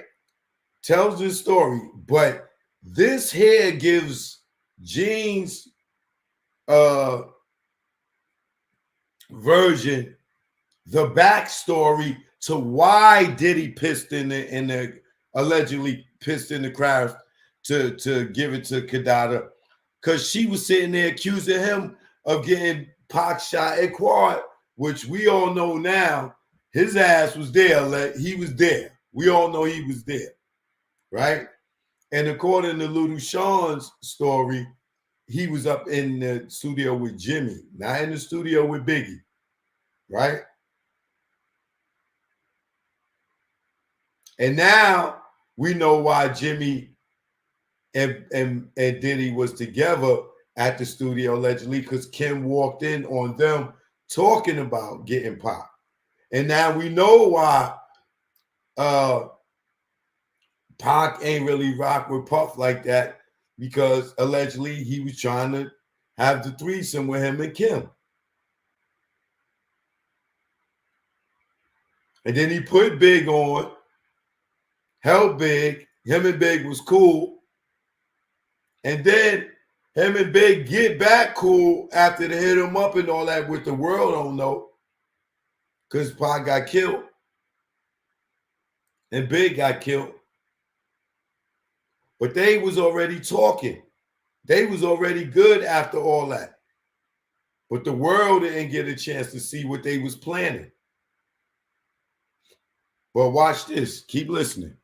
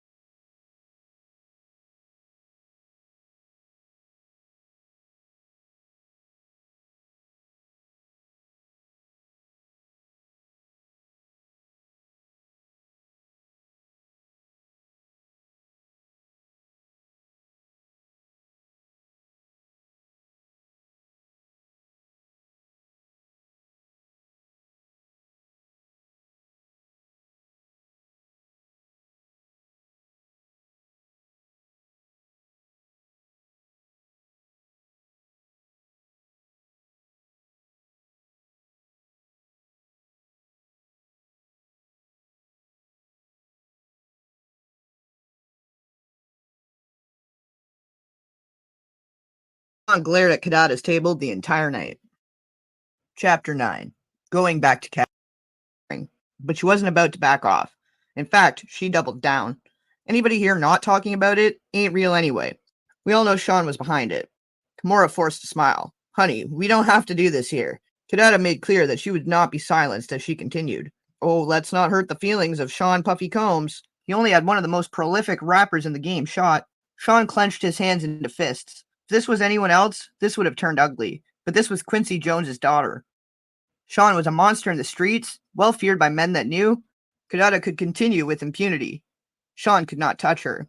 Christopher and Mary, both wanting to defend the super producer that made them famous, both started to stand and make their way over to the table, but Sean signaled them off, with a firm motion of his hand. They remained in their seats watching helplessly. Kadada seemed to be on a full rampage. You're not safe in the streets, Sean. You think you're untouchable? Kimura seemed almost red in the face, and she grabbed Kadada by the hand, saying, I gotta go to the restroom. Kimura needed her to get a grip, and said sternly as a parent speaking to a child mid-tantrum, "Da!" Kadada turned to her and yelled, "What?" Kimura nodded toward the crowded room, and Kadada looked around. Here she deflated slightly. Kimura, now in control, spoke firm but softly. "Let's go powder our nose." Kadada nodded with a grimace and gave a sharp look back at Sean as she walked away. As the tension slowly melted away, I asked Sean, "You okay?" Sean didn't reply at first. He looked around and saw that no one was really paying attention now that the ruckus had died down, and stood to get the pitcher of ginger ale from Kadada's table. He poured himself a drink from it, looked around again, saw no one was paying attention, and put the pitcher under the table. What was he doing? Then I heard the distinct sound of liquid being poured into liquid. Oh my God, is he peeing into the pitcher? He smiled at me as he brought the pitcher back from under the table and finally replied to me, "I'm good." He then stood and returned the pitcher to the table. I was in awe. I knew he had a bad temper, but this was disgusting. I will never eat or drink something after we've had an argument again. Kadada and Kimura made their way back to Kadada's table to sit, as Sean watched on quietly. Sean made small talk. Which songs do you think they'll give me awards for? As Kadada poured her drink, Sean's bodyguard made his way over to the table. I think he stopped her from drinking, as everyone else just sat and watched. Jean risked incurring Sean's wrath, if I'm right. Relieved, I replied, "Babe, your catalog is crazy. It could be a lot of songs." Sean glared at Kadada's table the entire night. Chapter 9. Going back to Cali. We had a wild night. It was after one of Sean's infamous parties. Everyone was there. And we not only had threesomes, but we also swapped partners. Our sex life was crazy, but I got to do things with Sean I would never have been able to do with a straight man. Sean cared about me, but it was becoming more and more obvious that he preferred men. I was beginning to think I was there more to cover his wild desires than because he really wanted to be with me. He was like Caesar, every woman's man, and every man's woman. But truthfully, at that stage, I was becoming okay with it. I woke up and left the bedroom where I was with Jada Pinkett, and Sean happened to be coming out of the bedroom with Blank and Will Smith. Yes, Blank attended the parties from time to time. I could see him and Will kind of snuggled up on the bed together. I was grateful I wasn't asked to join in that room. I didn't really like Blank. Sean smiled when he saw me. "Good morning." Here at the orgies, he wasn't very affectionate. He didn't have to pretend, but he couldn't walk straight. I knew how his ass felt, literally. We've had sessions playing with each other's anal cavities. I wanted to be home before Quincy woke up, so I told him, "I'm getting ready to go." He responded, "Let's have a cup of coffee first." This meant he wanted to talk. I didn't know what it was about, but in situations like this, I didn't really have a choice. He was becoming more violent when he didn't get what he wanted, and I didn't really want to fight. So I sat down. But before we started talking, Blank came out of the room. Sean was wearing boxers. Blank was in his birthday suit. Blank addressed us. "Morning." When he turned around, in order to close the door, there was a dry cum stain on his back. Burnout. We all experience it at some point. It's so important to me that I've actually been working on it in therapy. In fact, with the help of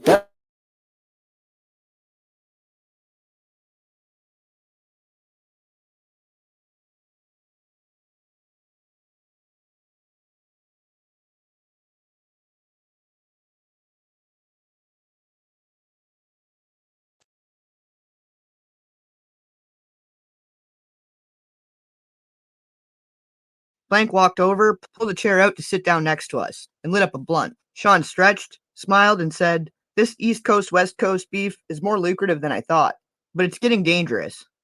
Blank responded, surprised. "Business first thing in the morning? Damn, cuz, you on it. But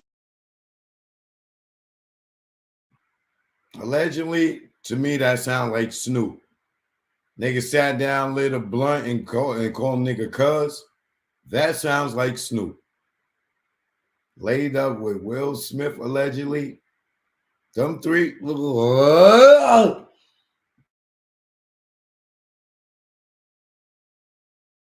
But you know you don't got nothing to worry about. You got a pass, Daddy. Blank smiled coyly. Sean apparently had something to talk about with Blank as well, because he said, I can't protect everybody, especially if someone's no longer going to be on my label.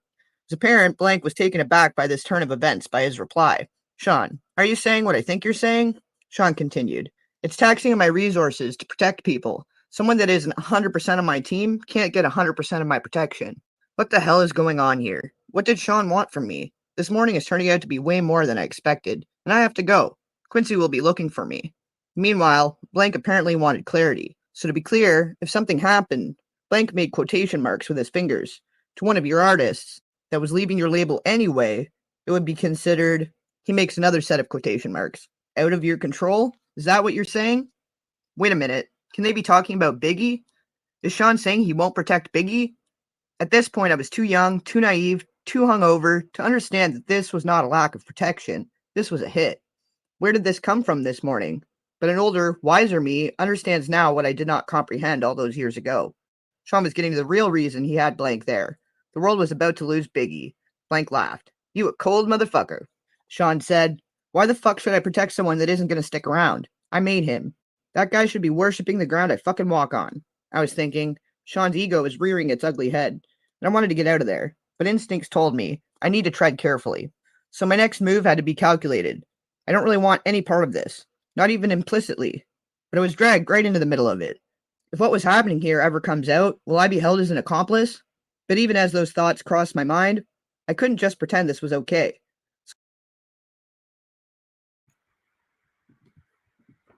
Another thing Gene Squirrel said, Snoop kept calling Biggie, and Biggie kept avoiding Snoop. And he kept asking him, yo, where you at? Where you at? Where you at? But then he's supposed to have been out of town. But then that can't be true, because Reggie says when Biggie got killed, the first person that called him was Snoop. And he like, yo, I'm next, yo, I need you. So he was in town. These niggas talk too much.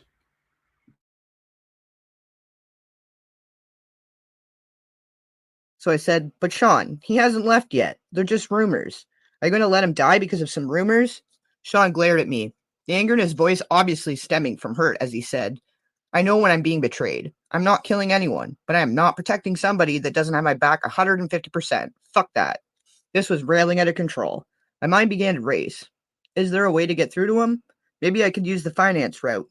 Sean, he's bringing in so much money. You put so much money into cultivating him. Are you going to throw away all of that money? That's when he revealed how thought out this meeting really was. If he leaves, he takes all the money I invested into creating him.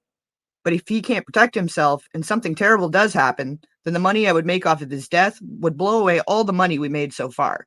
I was perplexed. Sean, he continued, he's worth more to me. That's because he saw what happened to Pac and see how much money they made off Pac death. He like, oh, this nigga think he out, allegedly, and like he gonna be the next biggest thing, and I'm not gonna get a dime from it. But if I kill a nigga, allegedly, you know how much money I'm gonna make?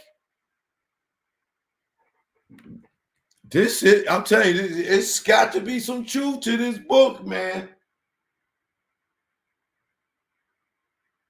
I don't know, bro.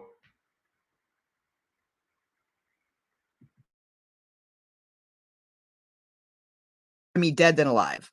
Sean Combs is a calculated monster. Blank chimes in. I get that, fam. A lot of people out there want Biggie dead too. Without your protection, he doesn't stand a chance in Cali. Biggie is going to die. This is crazy. I dare not say anything else about it. Sean smiles and stands to walk over to a safe behind a picture. There he pulls out a bag marked with Blank's name. He turns. Once again, Wolf did not go out to Cali to protect them because he told Diddy that he wanted a tour bus to go out there and they was going to lace it up with guns. Diddy said no, he didn't want to pay for that. He didn't feel they needed that. Gene allegedly told him, yo, we need more security. He told Gene no. Big told him, we need more security because Gene's high. He didn't get no more security. Oh, how convenient.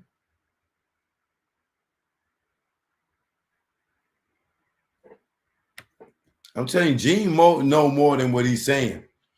That's why he told that nigga to run them lights. I believe that's why he out here doing all this shit on the internet allegedly, because he know Puff has something to do with Big getting killed allegedly, and he's probably trying to press Puff for paper allegedly because he know that he know, and Puff like no nigga. So he go and he tell everything, but he don't want to give it all up because his ass will go to jail too. Trust me. This is why he know about the payment. This is why he know about Pot getting Hill. They called him and told him, oh, nigga ran up on the car and wet that shit up. That Zip came home and showed him the check. He knows where the check came from. I told you, the Jimmy and the Diddy connection just gives it all up, bro.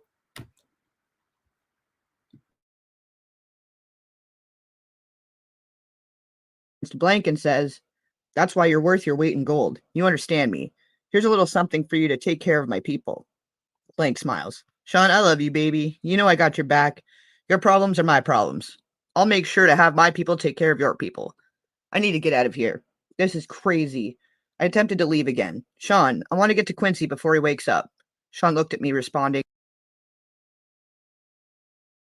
So is she saying that allegedly Snoop is the one that took care of it? This is why Snoop and Diddy still so cool, was so cool after all these years, hanging and partying and everything. And then Biggie dies, and then Puff moves to California and he's safe. And they never found Biggie killer. And Puff moves over to Cali. And him and Snoop is just buddy.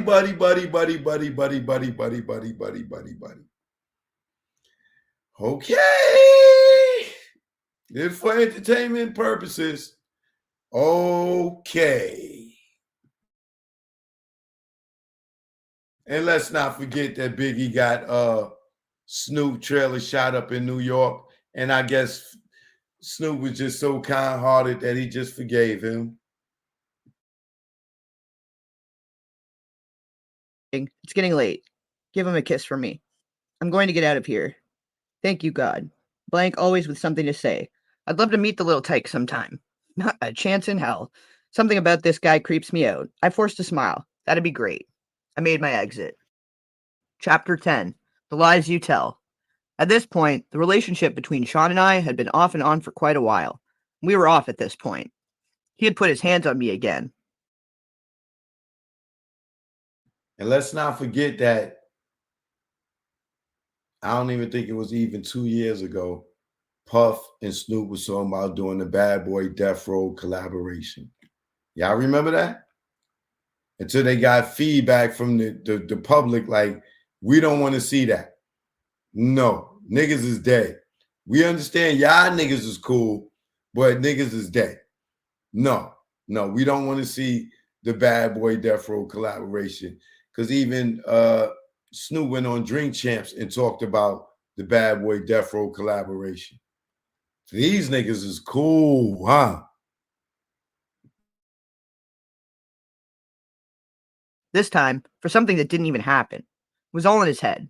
When the phone rang, I picked it up anyway. Hi, Sean. He sounded trepidatious, as he said, we've been broken up for a while this time. Yeah, he continued. I don't want anyone to know about my... He paused to search for the right word. Proclivities? I replied, so you don't want people to know about you being gay? Sean exploded. See, that's why I fucking lose control on you. So I just plainly stated, goodbye, Sean. Wait, he screamed. What, Sean? I'm sorry, okay? You're always fucking sorry. He took a deep breath. I have to do something to cover myself. I sighed. Do whatever you fucking want, Sean. When you see this in the news, it's not real. This made me calm down a moment. What could he be talking about? He continued. I'm only doing it for the press. Doing what, Sean? After a long pause, he continued. She knows what this is. She's just pretending to cover me. Sean, what the hell are you talking about? Another pause. Publicly, I'm going to be dating someone else. A video girl. I laughed. Why would you do that? I have to cover myself. I was getting mad. I was actually angrier at myself more than at him. Why was I getting jealous? I was sitting there actually comparing myself to video vixens in my mind. They are thick, but look at my body. Did he prefer them light-skinned, big-butt girls from videos? I calmed myself. No, I know he likes men. Any damned way. As I regained control, I asked, why the hell are you telling me? He sighed. I wanted you to find out from me first. Like I give a shit. He came at me with his favorite line. You know I love you. It was getting old. I could only think to myself, here we go. Love is a big, strong word. I'm tired of him throwing it around and using it when it fits his needs. He's using it while he's sitting here telling me about dating someone else. I replied, you don't hit people you love, Sean. Love doesn't hurt. He sucked his teeth as he responded. Come on, are you serious? That shit's for children. We aren't in fucking high school. Sometimes things happen. That doesn't mean I don't love you. I wouldn't hit you if I didn't. Wait, that sounded wrong. You said exactly what you meant. He took a breath. There was an awkward silence. The fact I was still on the phone and waiting for him to speak meant he had the power. He was more cautious as he continued. He didn't want to lose that power. Kim, no one that I don't care about can bring that kind of emotion out of me. I wanted to say, is that how you talk to dudes after using butt plugs? But there's a line I dare not cross. Instead, I said, you say that while you're dating some other bitch. That's just for public. I was done. It could be heard in my voice as I said, whatever, Sean. Do what you need to do. Leave me alone. I'm never giving up on us, he cried. I responded to that emotional control attempt with the little resolve I could muster. I didn't even believe the words that came tumbling out of my mouth. Sean, there's no us anymore. Goodbye. Tell Quincy I miss him, he threw out. His emotional manipulation was really driving me crazy. This time I said with much more conviction, goodbye, Sean. I hung up. Manipulative bastard. This is how AI optimizes my schedule. This meeting got canceled. Hooray!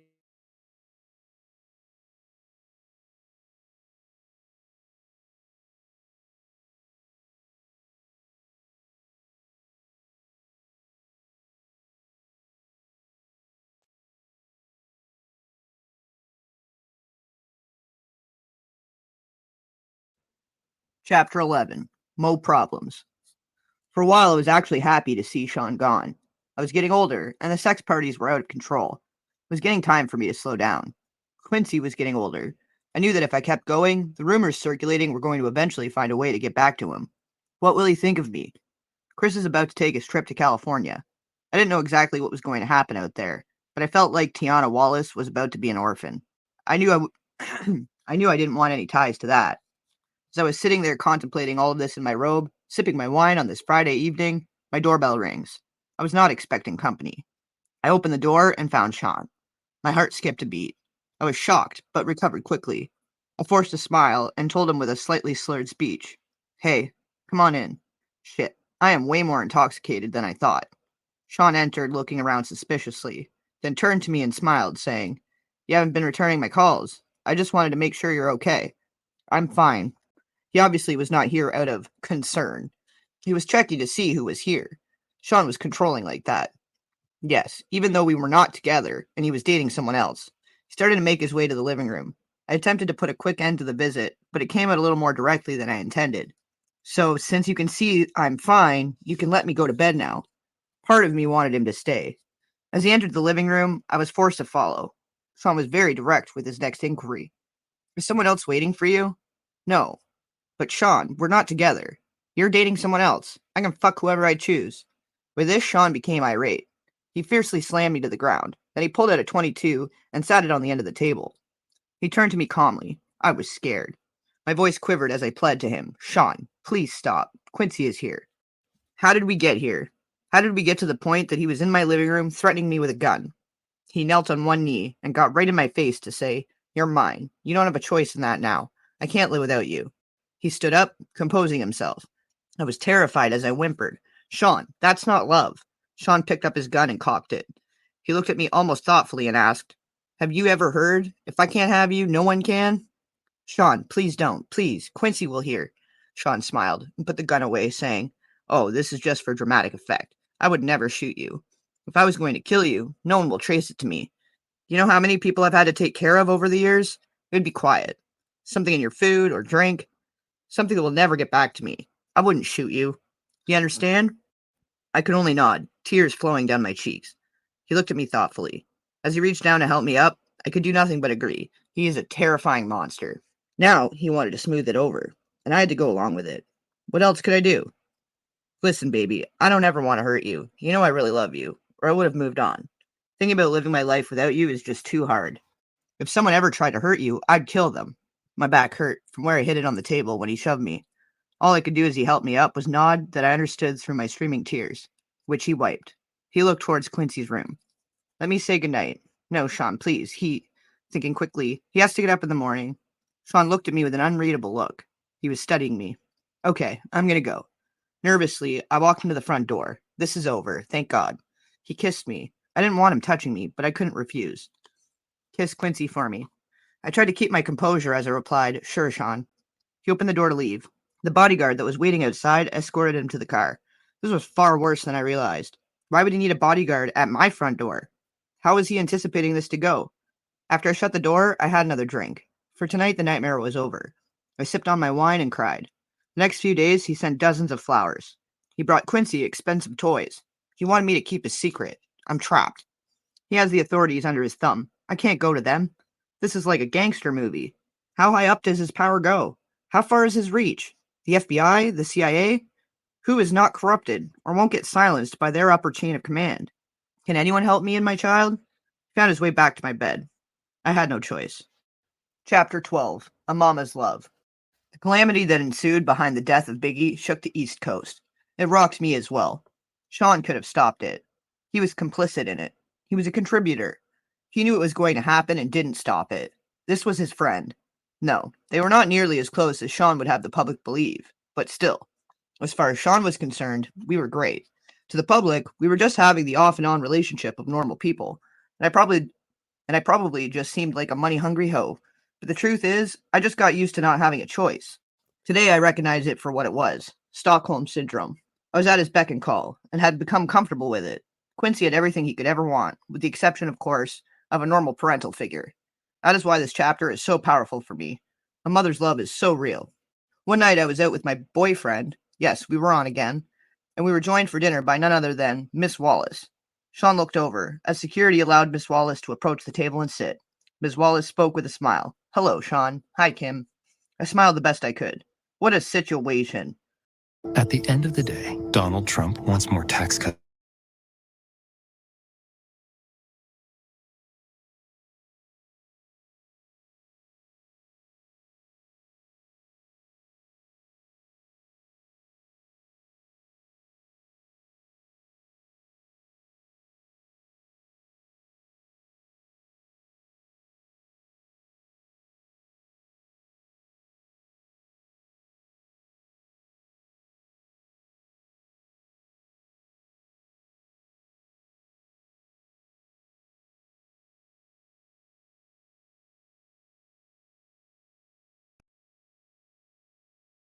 For all intents and purposes, she is sitting with her son's killer.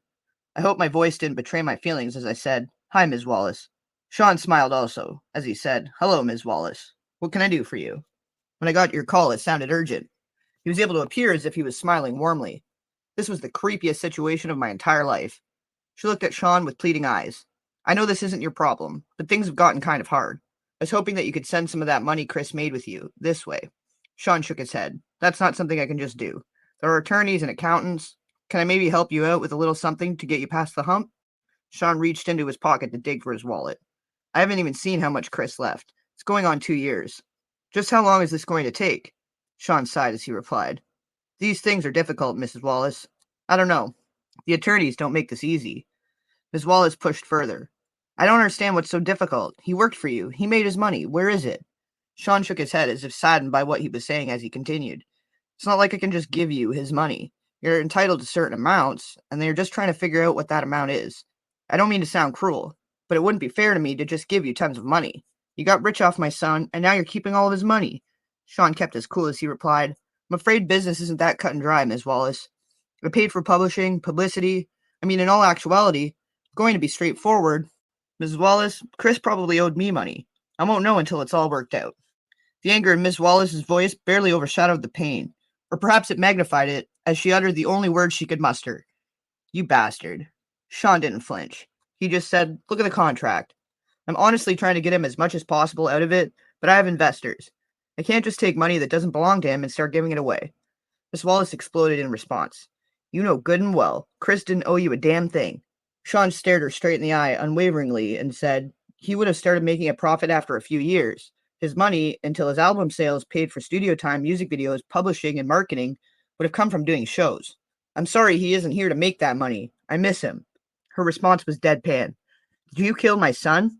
Momentarily, Sean was stunned into silence. She asked again, her voice quivering. Did you? He started, Ms. Wallace. She would not be redirected. Answer the question. Was not used to seeing Sean on the defensive. No, of course not. She looked at him with spite. The anger in her voice was enough to send shivers up my spine. As she replied with a menace only a mother can. I don't believe you, Sean. Sean looked at her with a sadness that I knew in my soul to be fake. Although looking at him without context, anyone would believe him. As he replied, I'm sorry to hear that. Today, I know he was able to muster that false sincerity because he's a sociopath. Back then, I thought it was compassion. With no more words, Ms. Wallace stood up and left. Sean watched her exit with disbelief. Not knowing what to do, I placed my order. Dinner that night was long and silent. I feared for Ms. Wallace's life. Sean is most dangerous when he feels threatened. No, she could not physically threaten him, but this threat was very real. If she goes public with her accusations, Sean's image would be damaged. I felt for myself the extent she will go through in order to protect that image. Chapter 13. Have some faith. The fact of the matter is, Sean was a complete control freak. He was absolutely the worst. But of all the things he did for control, this might have been one of the most despicable ones. We were in the bad boy office one evening. Sitting in the lounge area, enjoying a meal, Sean was smoking one of those big cigars he liked. When Faith entered and sat down with us, she seemed relaxed as she said, Hey guys. I smiled. I never had any bad vibe from the marvelous Faith Evans. We never talked about the wild time the three of us shared at one of Sean's parties. I gave her a hug. Hey girl, what's up? Sean smiled and asked, Hey, what brings you out? She addressed Sean, saying, Look, when you asked me to hook up with Chris, I understood. You needed to control him. I felt honored that you would choose me to monitor one of your most valuable assets. Chris is sweet. Sean laughed and said, Honestly, I knew you would be good. Make the big man feel loved. I don't feel good about it. I don't feel good about all this, Sean. Sean got that look in his eye he gets before he blows his top. Faith saw it also. She treaded carefully. Sean, you know I'm as loyal as they come. Sean leaned forward, unintentionally threatening, and said in a low tone, Yeah? But Sean, Chris and I had a child together. Sean leaned back. He let out a deep breath. I'm going to take care of you. You're not like Chris. You're loyal. Faith had a tear in her eye as she responded. He didn't have to die. This is getting very touchy. Did she know? Did she suspect? Was this her trying to find out if Sean intentionally killed Biggie? I wanted to ask, but of course there was no way of doing that. This is so crazy. Sean sighed and replied, He didn't. Don't get me wrong. I miss him. But he was leaving me anyway. No one cares about my pain. Classic narcissistic Sean. It's all about him. I was sickened for a moment. But this next sentence made me feel for him anyway. I wanted to share all of this with him. He was my man. Faith couldn't hide the anger that flared in her eyes, but she knew who she was talking to. She was careful as she spoke. Sean, you have your friends you share things with. Sean sat forward again, this time with malicious intention as he queried, The fuck is that supposed to mean? Chris had no one, only you. Sean lost it. That fat fuck, and that other piece of shit I had you fuck? I interjected, well in shock. You had her fuck Pac? Sean glared at me as he answered, Yes, fucking Pac. Those motherfuckers were going to try to start their own label and compete with me. Me. After all I did for that fat fuck. Nah, I wasn't using resources to protect that motherfucker. No fucking way. Faith started to cry. Sean looked at her and softened slightly. He spoke a little calmer. Look, I didn't hate him. I was hurt, but I didn't hate him. I'll make sure you and CJ are taken care of. Without words, Faith got up to leave. As she turned, Sean spoke softly. Faith? Election alert. Election day is on November 5th. Who you vote for?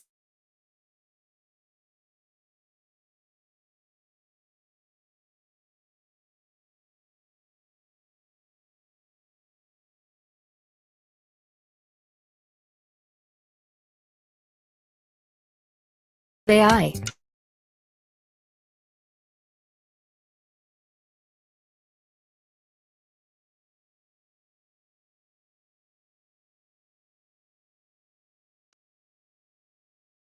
Faith? She exited quickly. Sean just looked at me and said, damn. I really didn't know what to say. Sean just told Faith that he wouldn't protect her husband because he was going to leave Bad Boy. From a business perspective, I didn't disagree with Sean there. If you're leaving and creating competition for him, why would he spend resources on you? So I hugged Sean, but I also knew he didn't have to send Chris to California. I wondered if he realized that he'd sentenced him to death. He hugged me back with tears in his eyes as he asked, how the fuck am I the bad guy, huh? I fucking do nothing but bust my ass to make everyone live comfortably, and I'm supposed to just let them walk all over me? As I held him in a comforting embrace, I replied, no, baby. He took me right there on the couch. Like I said, Stockholm Syndrome. Chapter 14, Outshine. This particular evening, I was at Sean's house, and Quincy was staying with a friend. It was some alone time for Sean and I, until the doorbell rang, and Sean got up to answer it. I heard a woman yelling, but quickly realized that it was Jennifer Lopez, or better known to the world as J-Lo. Sean, what the fuck? She blasted. Sean responded calmly, relax, baby. Why the hell did you have to start shooting? Isn't that what we have bodyguards for? Normally, when these kind of situations arise, I remain quiet and just listen. I play my position, so you could say. But I wasn't paying attention to the news for the last day or so, and even though it would be the only thing anyone would talk to me about for months, no one had spoken to me about it yet. So I entered the foyer asking, what's going on? Jennifer exploded at me. What's going on? What's going on? This guy shot up a damn club. My jaw dropped, looking back and forth between the two. Sean spoke soothingly. Jen, you gotta calm down. Jennifer was having none of it. She continued, calm down? Calm down? You shot a bunch of innocent people, Sean. Sean placed his hand on her forearm. It's a bonding technique. He was shrewd in handling her. He does this to me, too. Even if you know what's happening, it works. It's an intimate contact without being personal. He was aiming to disarm her. This did not seem to immediately sway Jennifer as she continued. Why in the hell do you think Biggie's replacement will take the fall for you? Biggie's replacement? Wait, could she be talking about... I had to know. Are you talking about Shine? Jennifer didn't even look at me as she responded. Yes, fucking Shine. Sean continued with a calm and even voice. Relax. The situation is under control. Jennifer was not calming down. She went on. They contacted my attorney for my statement, and there are a lot of witnesses, Sean. There's no way you're going to get away with this. Sean's arrogance can be immeasurable at times. He laughed as he asked, You doubting me? I couldn't believe it. I had to know. Sean, what could you offer him that would make him do a bid for you? Like, what the fuck? Jennifer also remarked. And what if he falters halfway through his sentence and starts talking? Sean responded as calmly as ever. He won't do that. People in jail don't cross connected people on the outside. Jennifer looked deflated. So you'll kill him too? How much does she know? Look, I'm not going to threaten anyone. Shine is smart and loyal. He knows how it works, and when he gets out, he'll be well taken care of. Jennifer spoke defiantly. Sean, they want to question me. I am not perjuring myself. I'm not going to jail over this. Sean seemed so in control. I admired him for it at this point, but my spirit was broken. I felt bad for Jennifer. She catches one bad break after another, and this was a really bad break. Sean spoke with confidence. Relax. Come in and have a drink. Have your lawyers call mine. You'll never see the witness stand. I promise. Jennifer wasn't so sure. She asked him, How can you possibly know that? Sean smiled as he replied, Between Shine's confession and the witnesses that gave their accounts, the cops won't need much else. The statement from your lawyer will be fine. Jennifer's next concern popped up. She explained, My attorney? Sean, he's good, but he won't do this. Beaming with confidence, the only way a man with his net worth can... Sean responded, Sure he will. Jennifer shook her head defiantly as she responded, Sean, you don't know him. Sean's unbreakable confidence was ruling the day. Jennifer was giving in as he told her with a smile, I got this. Sean, are you sure? Sean gave a wink. My attorneys handle situations. Give him my number too. Jennifer seemed leery as she asked, You're not going to threaten my attorney? Sean laughed as he replied. No, of course not. Money talks, baby. He turned to me and said, take her inside and pour her a drink. I had questions of my own. But you were going to make Shine the label's go-to man. What are you going to do now? Sean looked disappointed as he responded. He had the voice, but his flow, he sighed. Well, artists with his talent are a dime a dozen. Looking at Jen, he continued. He's not a once-in-a-lifetime find like Jennifer Lopez. Now he's throwing on the charm, despite the situation. She blushed slightly. Sean continued. Let's grab that drink. Let me handle this attorney situation. Relax. Don't worry. We left the foyer and went to have a seat in the living room. He tried to make a threesome happen that night. It didn't work out. Not that day. Chapter 15. Queen Bitch. Kimura Simmons and I went out to have drinks. She was looking at me seductively, and I was turned on. We were going to go back to my place afterwards, but suddenly after a sip of my drink, I felt like I had to vomit. See you tomorrow, Jenna. Bye. Okay, bye. Another performance meeting.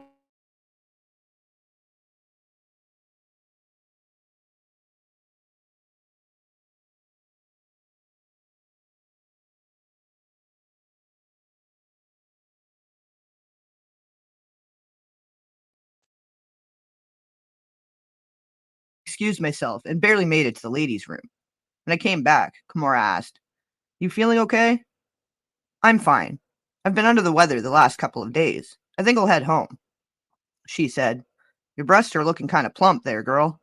Embarrassed, I whispered, Not in public. She replied simply, Are you pregnant? I was taken completely aback. Why the hell would you say that? She let it sit there for a minute. I bet in her head she was like, Wait for it, wait for it. Then it hit me. Shit. She gave me a minute before continuing. So what are you gonna do? I didn't understand. Gonna do? If it's not Sean's, fuck. If it is, with the shock wearing off, the scope of the situation began to take hold. I responded, I better get a test. She looked at me with pity. Damn, girl, good luck. After what he did to Chris, I wouldn't want to be in your shoes. The desire that was in her eyes before I got sick was all but gone. As I began to stand, I realized what she'd said to me, and I paused. She looked at me flatly and said, Ain't nobody stupid, girl. I didn't know what to say. The question still lingered in my mind, despite everything I knew. Did Puffy intentionally kill Chris? She brought me back to the moment by saying, Go. Not knowing what else to say, but knowing I had to deal with my situation right now, I replied, I'll hit you up. She sighed and simply repeated, Good luck. Chapter 16. Christian. The next day I was sitting on my couch, deep in thought, when my doorbell rang. I went to let Sean in. This was going to be scary. We made our way back to the living room and we sat down. Quincy was asleep. Sean seemed legitimately concerned. What's so urgent?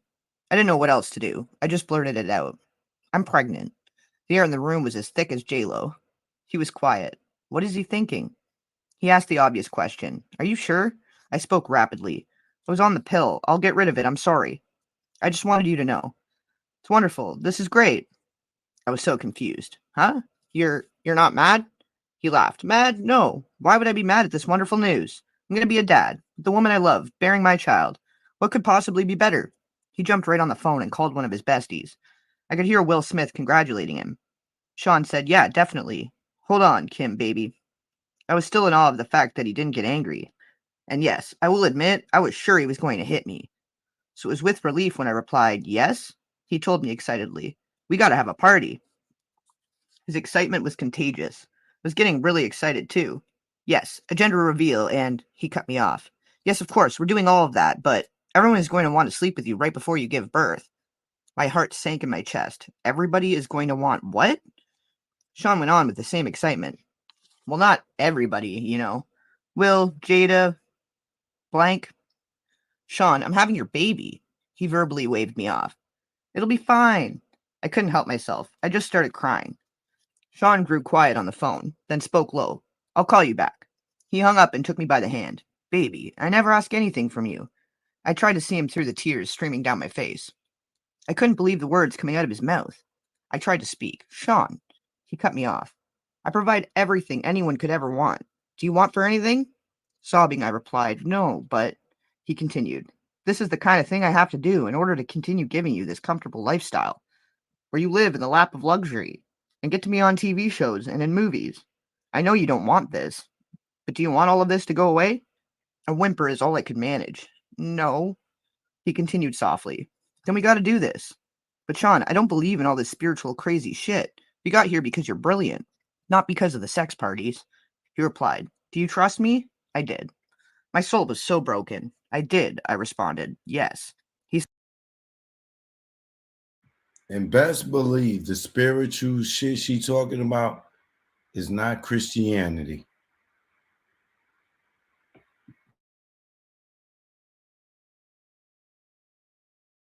He sighed as he said, Then let's do what we need to do. Keep what we have. As I nodded yes, he pulled me in to hug me. Thank you, baby. We're going to have a beautiful baby. He ordered me some food, and that night, I cried myself to sleep. I was going to be gangbanged at 9 months pregnant.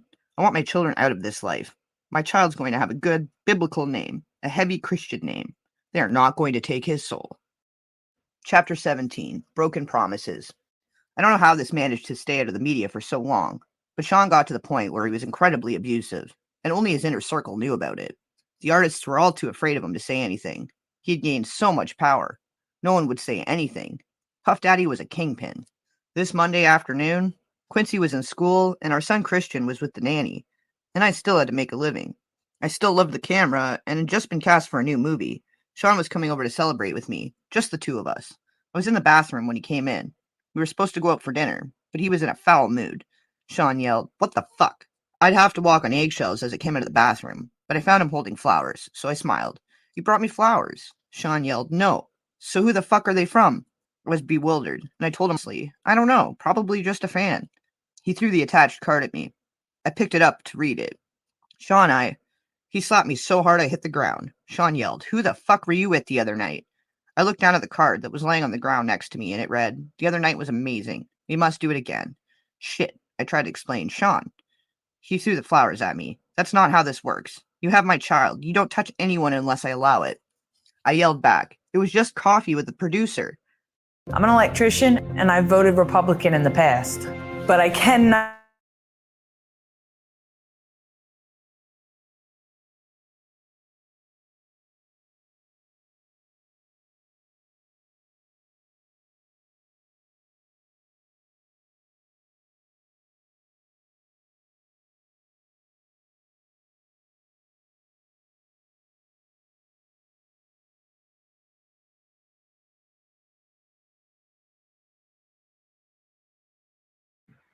This is so crazy, but I believe it. Even they get to sleep with her while she's pregnant. I believe that the way, like, I'm gonna tell you about another story another day that will make you be like, yeah, I believe that too. But it's too long for me to tell it now.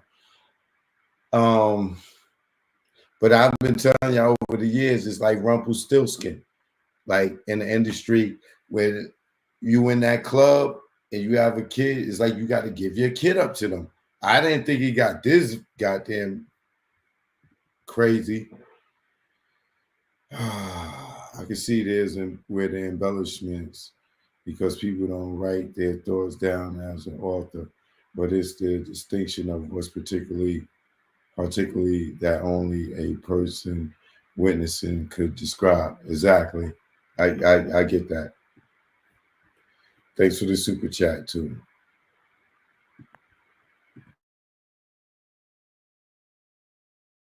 Me and asked, Who the fuck is this producer? I was trying desperately to calm him down as I responded, From the movie, babe. Calm down. He picked up my coffee mug and slammed it against the wall. Coffee flew everywhere as he yelled, Who the fuck this guy think he is? Sean, he's just some producer. We talked about the role and me maybe starring in another movie that he wants to produce. I swear, that's it, Sean. Sean exploded even more. He wants to put the move on my fucking family at the top of his lungs. My fucking family? He flipped the table over, breaking it. It was a heavy table, but Sean is stronger than he looks. I pleaded with him. Sean, please. He yelled at me. What? I tried my best to calm him down. He probably didn't know. It didn't come up. You're publicly dating someone else, so... He screamed at me, and it somehow seemed even more intense. So you didn't tell him back off? Sean, I didn't... And then out of nowhere, he hit me with a chair. I don't remember anything after that, until I woke up in a hospital room. My arm was in a cast, hanging from a sling. My face hurt. My eyebrow was in immense pain, as was my lip. As I came to, the first face I saw was of the man that put me there. Sean asked with concern in his voice, "How are you feeling?" I responded, "Stay away from me. I'm sorry. I don't know what came over me. Save it for the lawyers. Stay away from me." We were in a private hospital room, and no one would hear me. I could scream like my life depended on it, and it wouldn't matter. If I did ring for assistance, I wouldn't get any. He kept going. I was just so jealous. You know how I am. He took hold of my left arm, the one that was not slung up in a cast. "You have our beautiful son, our family. It's just..." At that point, I'd had enough. "The one you slutted out right before giving birth? Are you fucking shitting me? Stay away from me. Don't come near me or my kids." He continued to plead. "I'm sorry, baby, I promise. I'll never put my hands on you again, I swear. I've heard this song one too many times." I spoke through gritted teeth. "If you come near me or my kids again, I'm calling the cops." A flash of anger returned. "You would use my kid to threaten me." Then he caught himself. "I understand you're angry." I glared at him as I cut him off. "I'm serious, Sean." He spoke blandly, with no energy. "And tell them what? That you had a car accident? They'll pity you. That you hit your head?" He was going to make me look crazy. They were going to believe him. He was a kingpin. "You're a fucking bastard." Sean spent the next 6 months helping me heal and working his way back into my life and into my bed. I was so damn stupid. And of course, I wasn't cast for either movie. From what I understand, the producer died of pneumonia. Chapter 18. Sweet Goodbyes. Sean kept his word, for the most part, until he didn't. I ended up pregnant again. He wanted energy from that too. That would be my last sex party. My body will never be ravaged by so many people again, especially while I'm pregnant. What if something happened to the twins? After that, I'm wanted out. But when I tried dating someone else, they would end up dead. From pneumonia. I knew Sean was behind it. This was not a coincidence. He gets jealous of a guy, and they die of pneumonia. I could be next. If I'm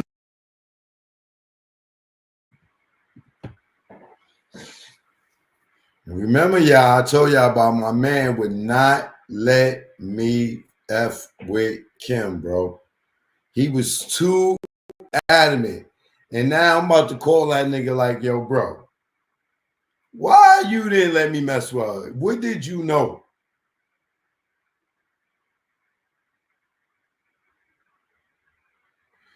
He might have saved my life, though.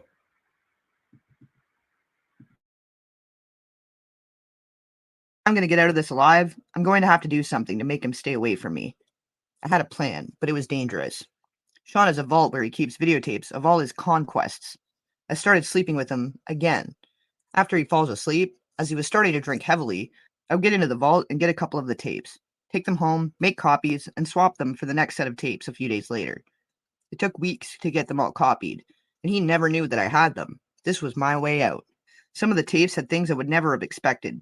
The gay parties are one thing, but the young boys, like Usher, Little Bow Wow, and Justin Bieber, I would have never known. My God, is he grooming Quincy? This has to end.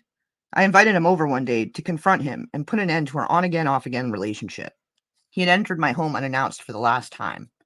He would no longer have the key after today. I was in the kitchen. Kimura and I were sharing drinks. I was scared to face him alone. Sean entered smiling. "What's up, Kimmy? Hey, Mora." I told Sean, "Sit down." Because of my tone, he looked at me stunned and asked, "What's going on? What is this?" I responded with delight. "Me taking my life back." "We are done."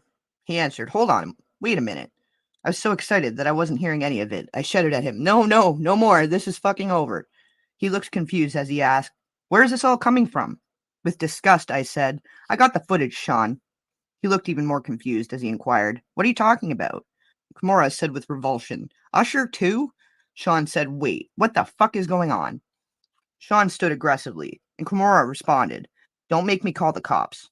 Sean's anger was creeping in as he replied, "This is how it is?" I simply nodded. "If anything happens to either one of us, it gets released." He seethed as he queried, "After all that I've done for you?" I don't think I was ever so happy as when I said those words to him. "Get out." Pissed, he started to leave, looking.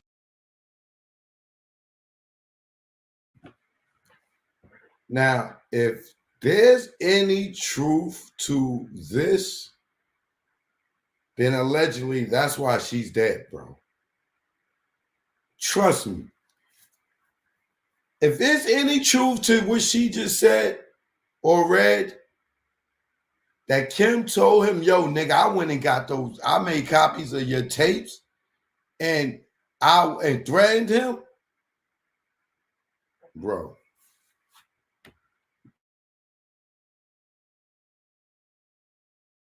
Looking back with pure hatred. As he walked down the stairs, he turned around in a fury and lunged at me. He knocked me down near the top of the stairs. I was hurt. Kimura screamed, "Stop." As he began to crouch over me, I kicked at him, hitting him in the kneecap, then his face. He went tumbling down the stairs. He was too hurt to get up. I called the cops. Kimura left before they arrived. When he left, it was in an ambulance. I felt empowered. I felt safe. The Sean Combs days had finally come to an end. Chapter 19, Finale. Things were okay, for a while. I started dating again. It was almost normal until I got serious with someone, and my boyfriend died of pneumonia. I knew it was Sean, again. Burnout. We all experience it at some point. It's so important to me that I've actually been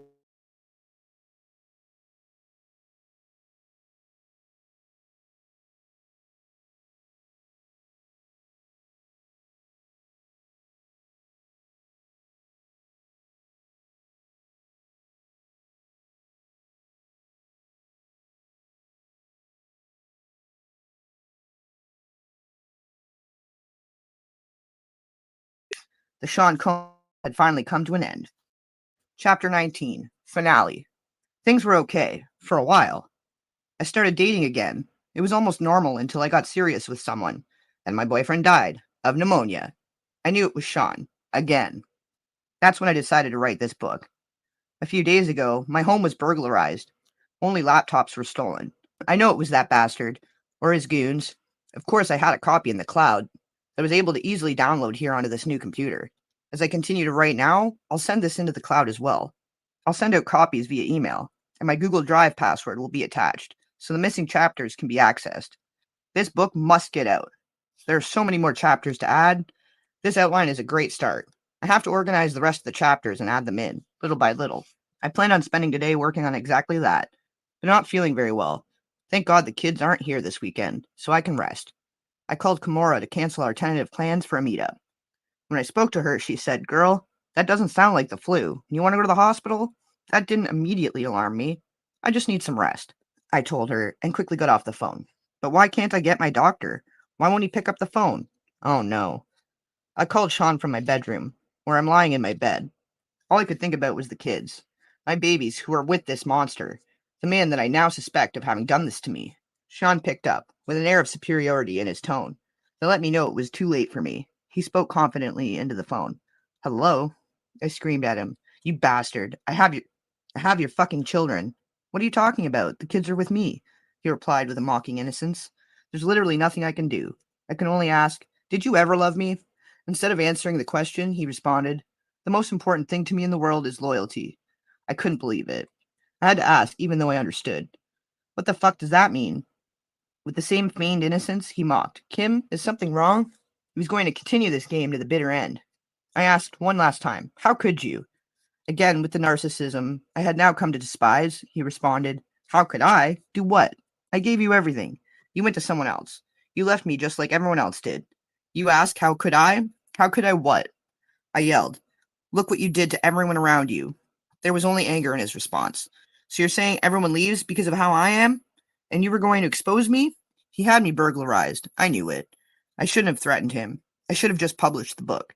I'm going to die like Heavy D, like Biggie, like Pac, like so many others, and it's because he is a monster, plain and simple.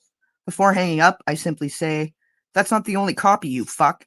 Then I shoot out a group text. I let everyone know. He got me. Then I call 911. As I sit here waiting for the ambulance, I'm writing this chapter and praying that I make it to the hospital. I don't feel like writing anymore. I may not be around to see it in print. It's okay. I'm sending it out. He won't get away with this.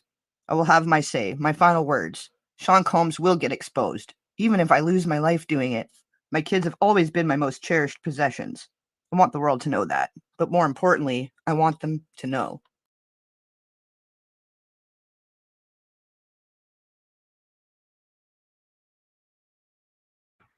Now, that last chapter, I don't believe all of it. Like she wrote it all the way to the end to where she died. like she knew and this and that. But however, I did hear before I read this book or heard this book, unless somebody's listening to me, because I know I mentioned it, that allegedly Kimora has said that the last text that she got from Diddy was, I mean, from Kim Porter was, "He got me." Now, Kimora could come out and verify some of the things that was said in this book, but I heard the "he got me" thing at least 3-4 years ago. I swear to God, I did.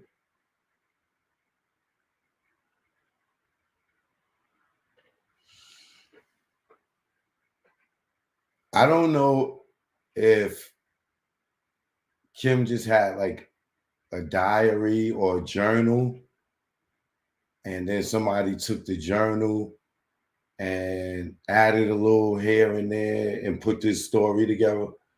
But there's a lot of intricate details in this story that match up with a lot of other stories that was told and from the stuff that I've heard.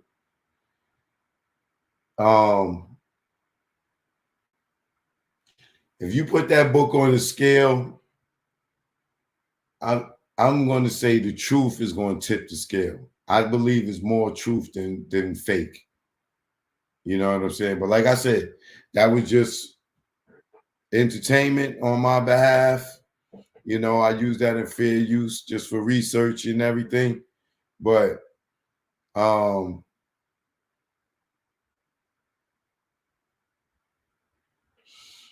you know, hearing it for the first time today, and like I told you, I didn't even entertain the book. I'm like, oh, I don't want to hear it. That book is fake. Kim ain't write that book. But when the person that's close to Kim told me that all the stuff about Puff in that book was true, that's what made me go listen to it today. And now that I listen to it today, it connects so many dots for me. So many. But I already believed that Diddy had allegedly got Big killed and Pop, you know, with the help of a bunch of other people. But this right here really makes me think more, lean more to that he had Big killed. I really believe it. You know, I really believe that he allegedly had Big killed too. This right here, even though I don't believe is 100% true, but it is a lot of detail in there that matches up with stuff. We're gonna see Diddy get indicted for Tupac and possibly Biggie. Watch.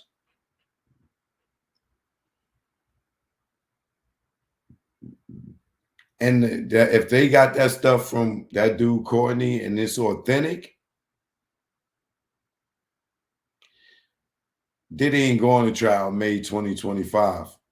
Look for that to get pushed back later. And yeah, and you're going to see a murder for hire indictment come out.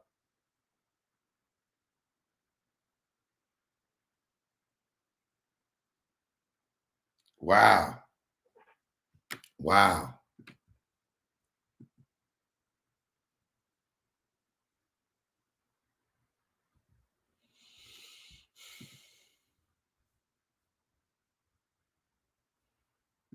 Wow. Like I'm like, whoo.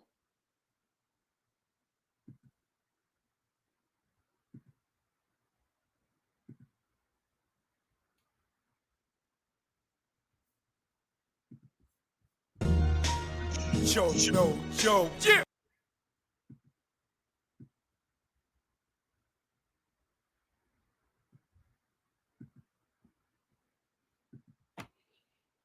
I don't, man, bro.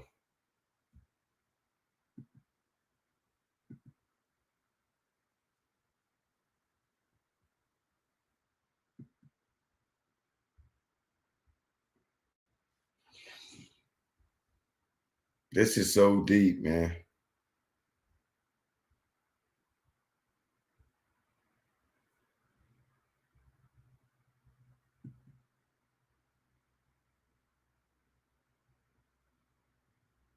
I just don't know what to say. But y'all make sure y'all get my tunnel documentary out right now.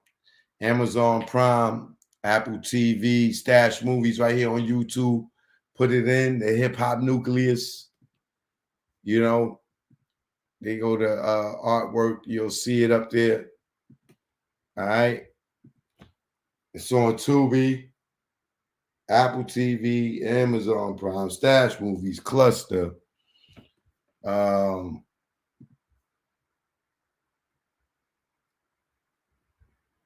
TVEI, OTT Studio, Future Today.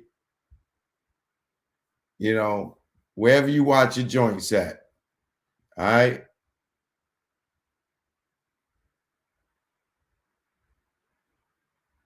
But here's a little preview of it. All right. I want to know what niggas in New York like to drink. We're saying apple juice. V8 juice. This nigga got some mo right here. Tomato juice, dog. What's our favorite drink out here? What's your nigga's favorite drink out here? He said water. Hennessy walked in. Hennessy drinkers out there. Right. That was Incredible Hulk times.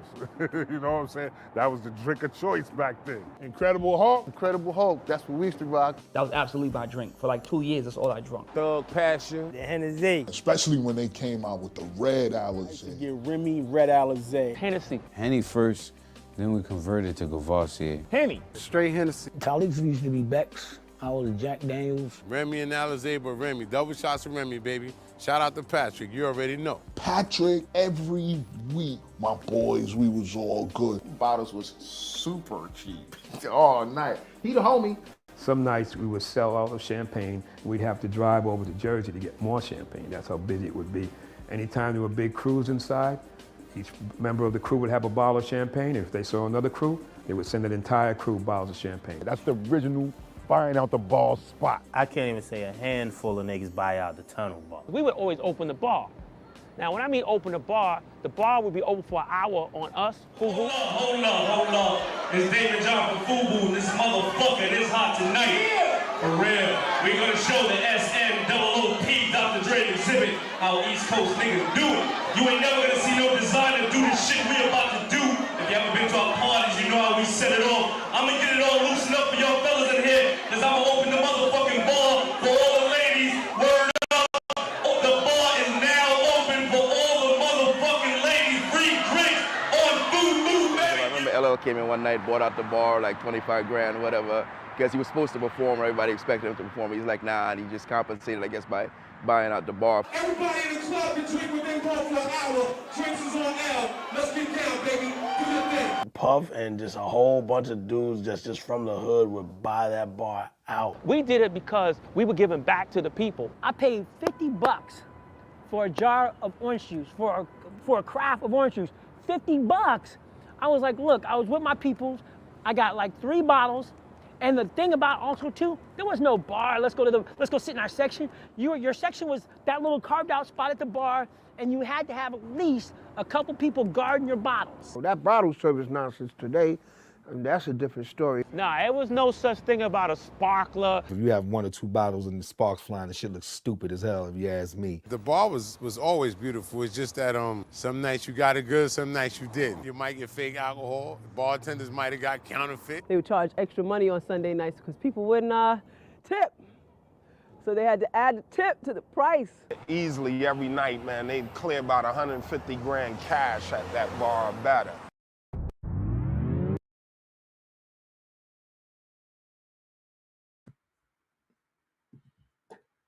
Choke, no joke. Make sure y'all get that. The Hip Hop Nucleus out right now on Apple TV.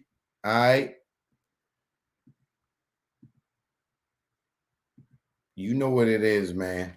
Choke, no joke. I'm here. I'll holler at y'all in a minute. All right. Peace.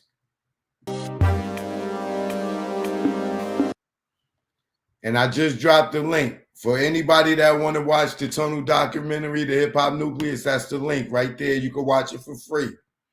All right. You can watch it for free. I just dropped the link for y'all right there. All right. Please like before you go. If you're new to the channel, please subscribe to the channel. All right. Please hit the like and subscribe button before you go. And if you want to see some dope videos, hit the notification bell and it will tell you, choke, no joke, cheeky choke, no joke. Choke, no joke, cheeky choke, no joke is on. I'm live, all right? Peace and love. Much love. East Coast, West Coast, Midwest, Dirty South, Great Britain, Asia continent, Germany, Canada, Africa, Russia, all over the Caribbean. Choke, no joke. I got love for all y'all worldwide, all right? Let's go.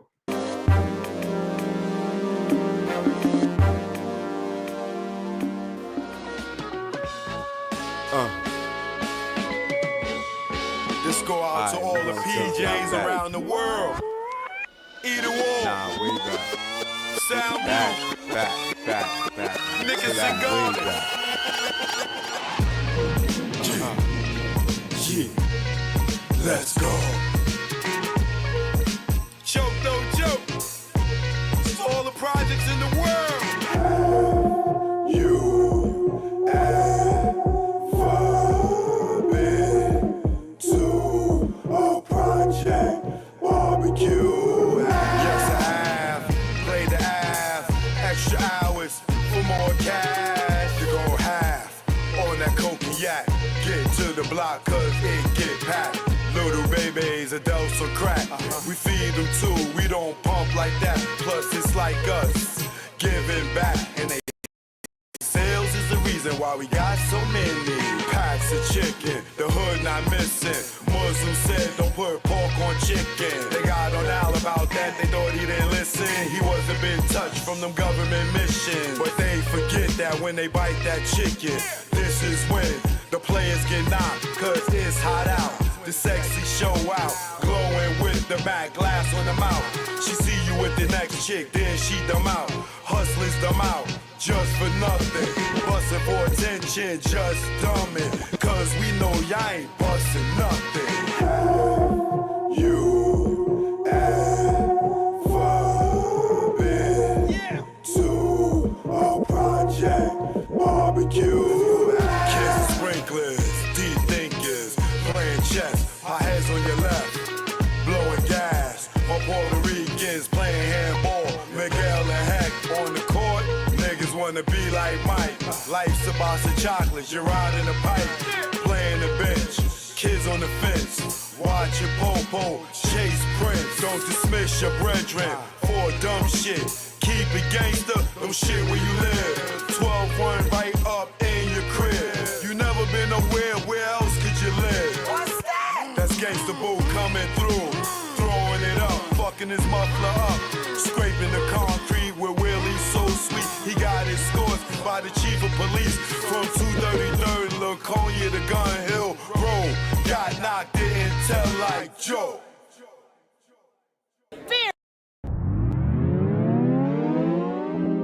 Choke, no joke. You know what it is. Go out to Diddy. This one go out to Diddy.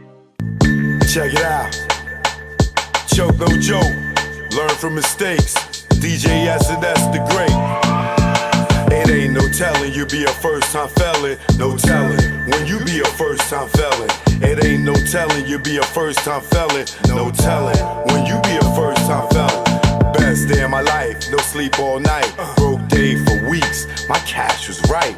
My capo tight, take our loot, unite. 23-hour shifts had to see loot like Mike. Cash lovely, yeah, Dougie. How could this day get so ugly? Wifey bout to pop like some bubbly. Yo, through those 9 months, you really bug me. Felt like a Get up with the guard, what it is, baby paw. He about to cop a van, get up with our mans. Before we reached our low spot, toes blam. Unaware what happened, discussing and clapping. It wasn't loud, ain't shit gonna happen. Me being stupid, instead of getting they moving, this nigga kept chefing like the woo one. Then we heard a knock, no one knew of this spot. 6 niggas in the spot, 6 niggas not. Ain't no telling you be a first time felon, no telling. When you be a first time felon, it ain't no telling you be a first time felon, no telling. When you be a first time felon, it ain't no telling you be a first time felon, no telling. When you be a first time felon, I'm in the precinct all damn even. This good cop, bad cop shit got me steaming. No, I was caught, I ain't give a fuck. Had jokes like the usual suspects line up. Book times up, came back fuck. Shirt wrinkled up, my pigs roughed me up. Time's up, heard them clink of the cuffs. Niggas was so deep they had to call on the bus.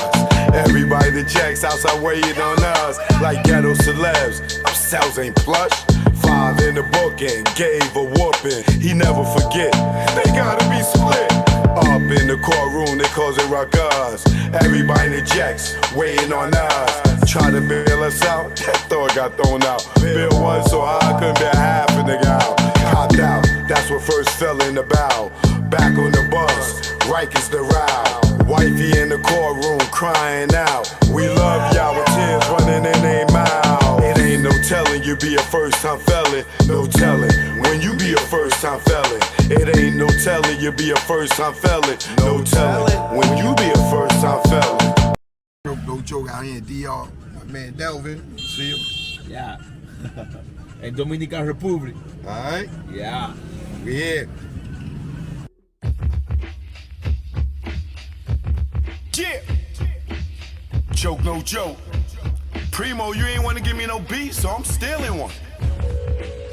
Take it personal. You know you my guy, Primo, love you. You gonna give me a beat after this one. I never thought that you would cry me, go against me, and backstab me. Third eye is strong, word is bond. Put you on the fakes, and now you won. I gave you support, and you blame me for those who play with butt. Yeah, I'm talking Breakfast Club, Revolt, whatever. All I know is birds of a feather. Hang with those that they hate. Once the realness, now you fake, and I see through you. What you gonna do when they book you and your Duke shoot? I know you think I'm expose you. This ain't no threat, take it personal. Choke, no joke. 2023, it's all me. You hear me? 2023 is all me. They say, why I don't come around the game? Cause all y'all dudes undercover gay. And I don't play those fucking games. Yo, stop the track, I'm fucking Slay. Rest in peace, K Slay, man. Let's get to the next one. Let's go. Alright. Let's go out to the ladies. I got one for y'all. First one get the prize. All right.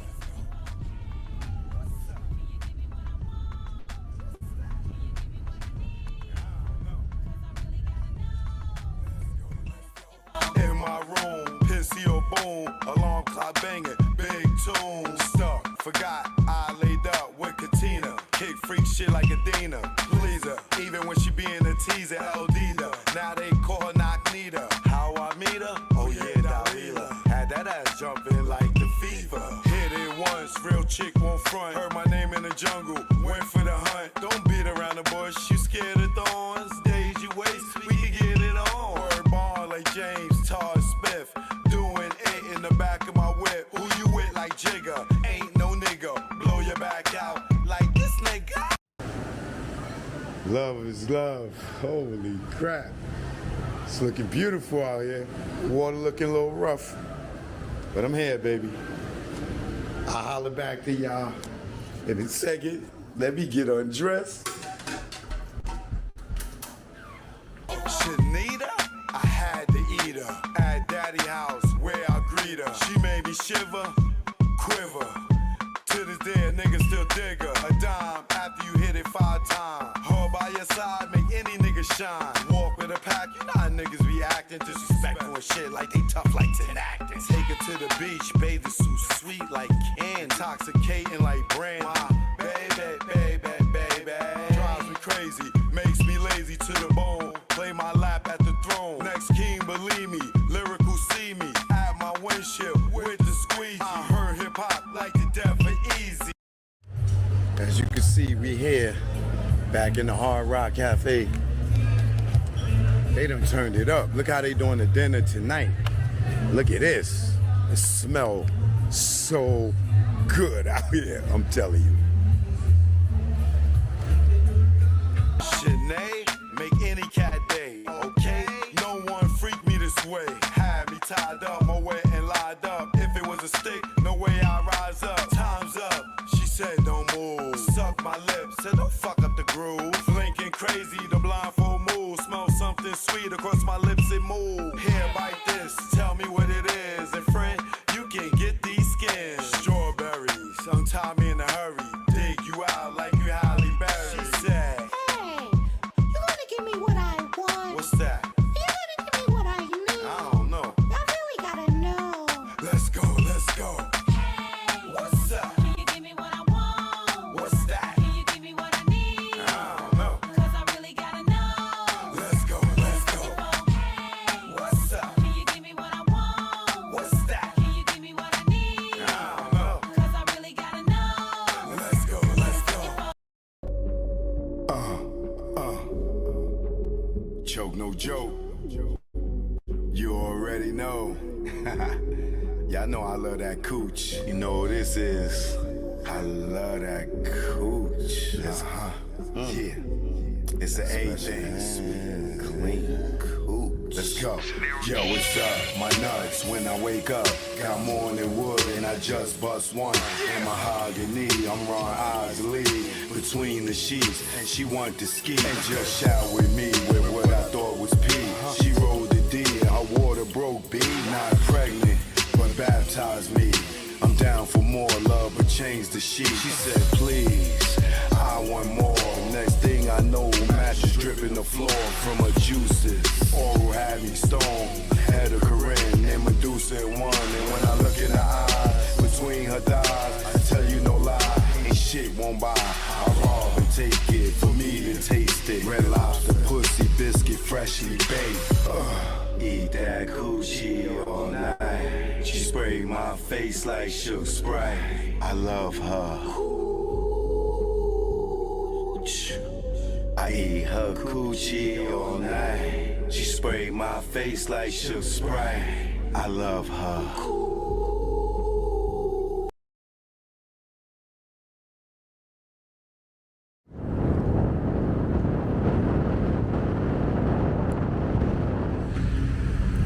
Choke no joke. Jack Brown. Yeah now. Choke no joke. Jack Brown. Yeah. This what ATL in New York sound like. Let's go. Y'all hating ass niggas, I see y'all. Show get busy, that's why I got the crown. Hate in the air. You clowns, I see the envy that you breed, jealousy. What you need is your own damn hustle. Stop worrying about mine. Nigga, I'm poppin' cause I put in time.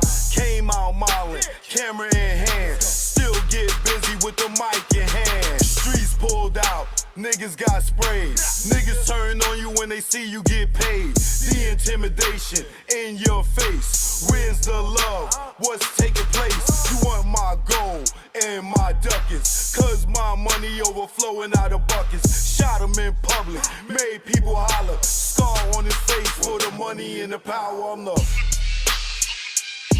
choker. Choker. The truth in the industry made me the choker. Choker. Choker. The truth in the industry made me the game had me fooled, got in, was young. Thought talent made you rich, damn was dumb. More to make, cake from crumbs. You gotta be sweet, G or native tongue. My heartbeat went into overload. When Larry tried to turn me into a mole, told me show my curly to the CEO. I didn't think it's funny, so his jaw hit the floor and grabbed that chair that broke his back. Then realized that's a hate attack. Harassment comes assault, you in the maze. No way out, like Puff and Mace. Touch me, tease me, I catch a case. Nigga, you ain't straight as your poker face. Father law God, in that game I fold. This sun don't tick, demon time don't hold. I'm the chokester. Chokester. The truth in the industry made me the chokester. Chokester. Chokester. The truth in the industry made me the chokester. Chokester. The truth in the industry made me the chokester. Chokester. On the ones and twos, chokester. What y'all want to do? I'm here now. Need a wall, stand up. Shout out to the bomb squad.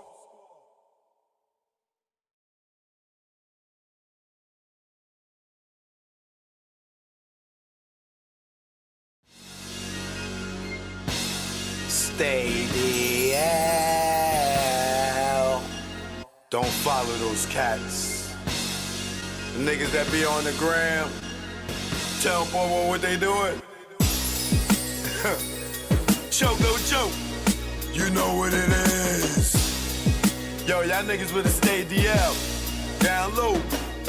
Stop flossing, man. What you just want them to just come and get you? Learn from our mistakes, man. That's what this is about. Learn from mistakes. Choke, no joke. Let's go. You already know. Make it low, let's go. My aim was enlightened, drop jewels on you. You thinking I'm jealous, I ain't got cheddar like you. I'm the dude to a game, you got school. Was a local cat, snatch you when I made moves. I'm paranoid and preaching, you was sleeping. Knew you was sneak thief and couldn't see us beefing. Learn from mistake, don't show I got cake. Impress a nigga to rob me, bitch seal my fate.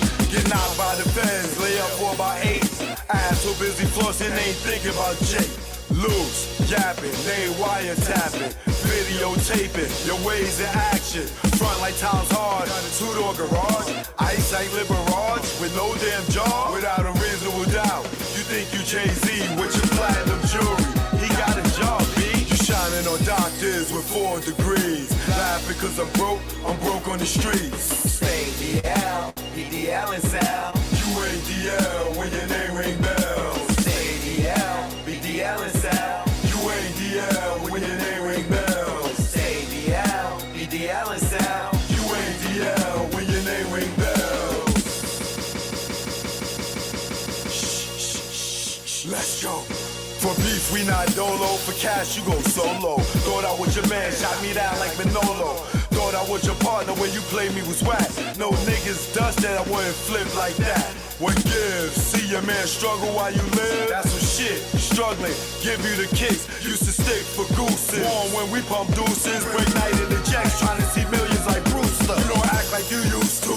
I'm the dude. When niggas was friends, you was like, yo, Joe, come through. I wet you like McLean for those who claim to be pain. The game of death, that's what you get, we got game. Ill with automatics, we're never static. You carry that niggas, put one in your cabbage. Fear, don't have it, you fill me with laughter. You know GSC, then I'm original gun clapper. Like Dan, get dapper, see a mill be Casper. Like Dre the doctor, the math from after. Stay DL, BDL and Sal. You ain't DL when your name ring bells. Stay DL, BDL and Sal. You ain't DL when your name ring bells. Stay DL, BDL and Sal. You ain't DL when your name ring bells. Nigga, y'all loud, louder than the weed, nigga. Thinking with your pockets, caught the ice locket. She somewhere in Houston, you blew like a rocket. Her seed was bait, through the line she caught it. Gave her all that loot, she couldn't afford it. Frontin' to them bitches, yo, I'm feeling him. Blue puff in your face, daddy, all about Benjamin. Remember me, I'm your friend, to the end. Like Chucky, think of the luxuries you had. In the cell with other willies, you brag. I push the big Benz with 20-inch rims. When in the club, Chris for all my men. Sitting across the bar, what's up, star? Back to reality, you back in bars. You chose not to listen, had the H-class glisten. Knew the rules of the game, played yourself out position.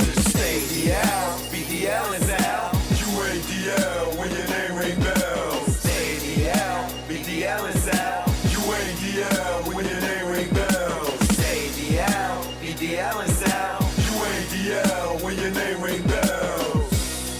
Yo, son, yo. So that son is me, yo. See, you ain't noticed me, yo. I see, all these diamonds and stuff, yo. How can I Fat not? diamond ring I got, yo. Yo, what you talking about, yo? No, Diamonds, yo. You know what I'm saying? Yo, I got $35,000 on me right now. Oh my God. Nigga, I can show you the money right now. I can show you the money. No, you ain't gonna show Fact, me I nothing, can show you man. my gun, yo. What? Yo. Oh my God. The gun, yo. Yo, put that shit away. Yo, you acting like you scared or something, nigga, yo. Yo, Take my stay shit out, bust it DL, right man. now, yo. You know what I'm saying? Stay I DL. Yo, the jewels, everything, yo. Everything, yo. Yo, you heard about Dave? Oh my God, look at you, man. Yo, stay DL, man. Joe, no Joe. Yeah. It's Joe, no Joe. Let's go. Joe, no Joe. Jigga Joe, no Joe. Joe, no Joe. Niggas Joe, no Joe.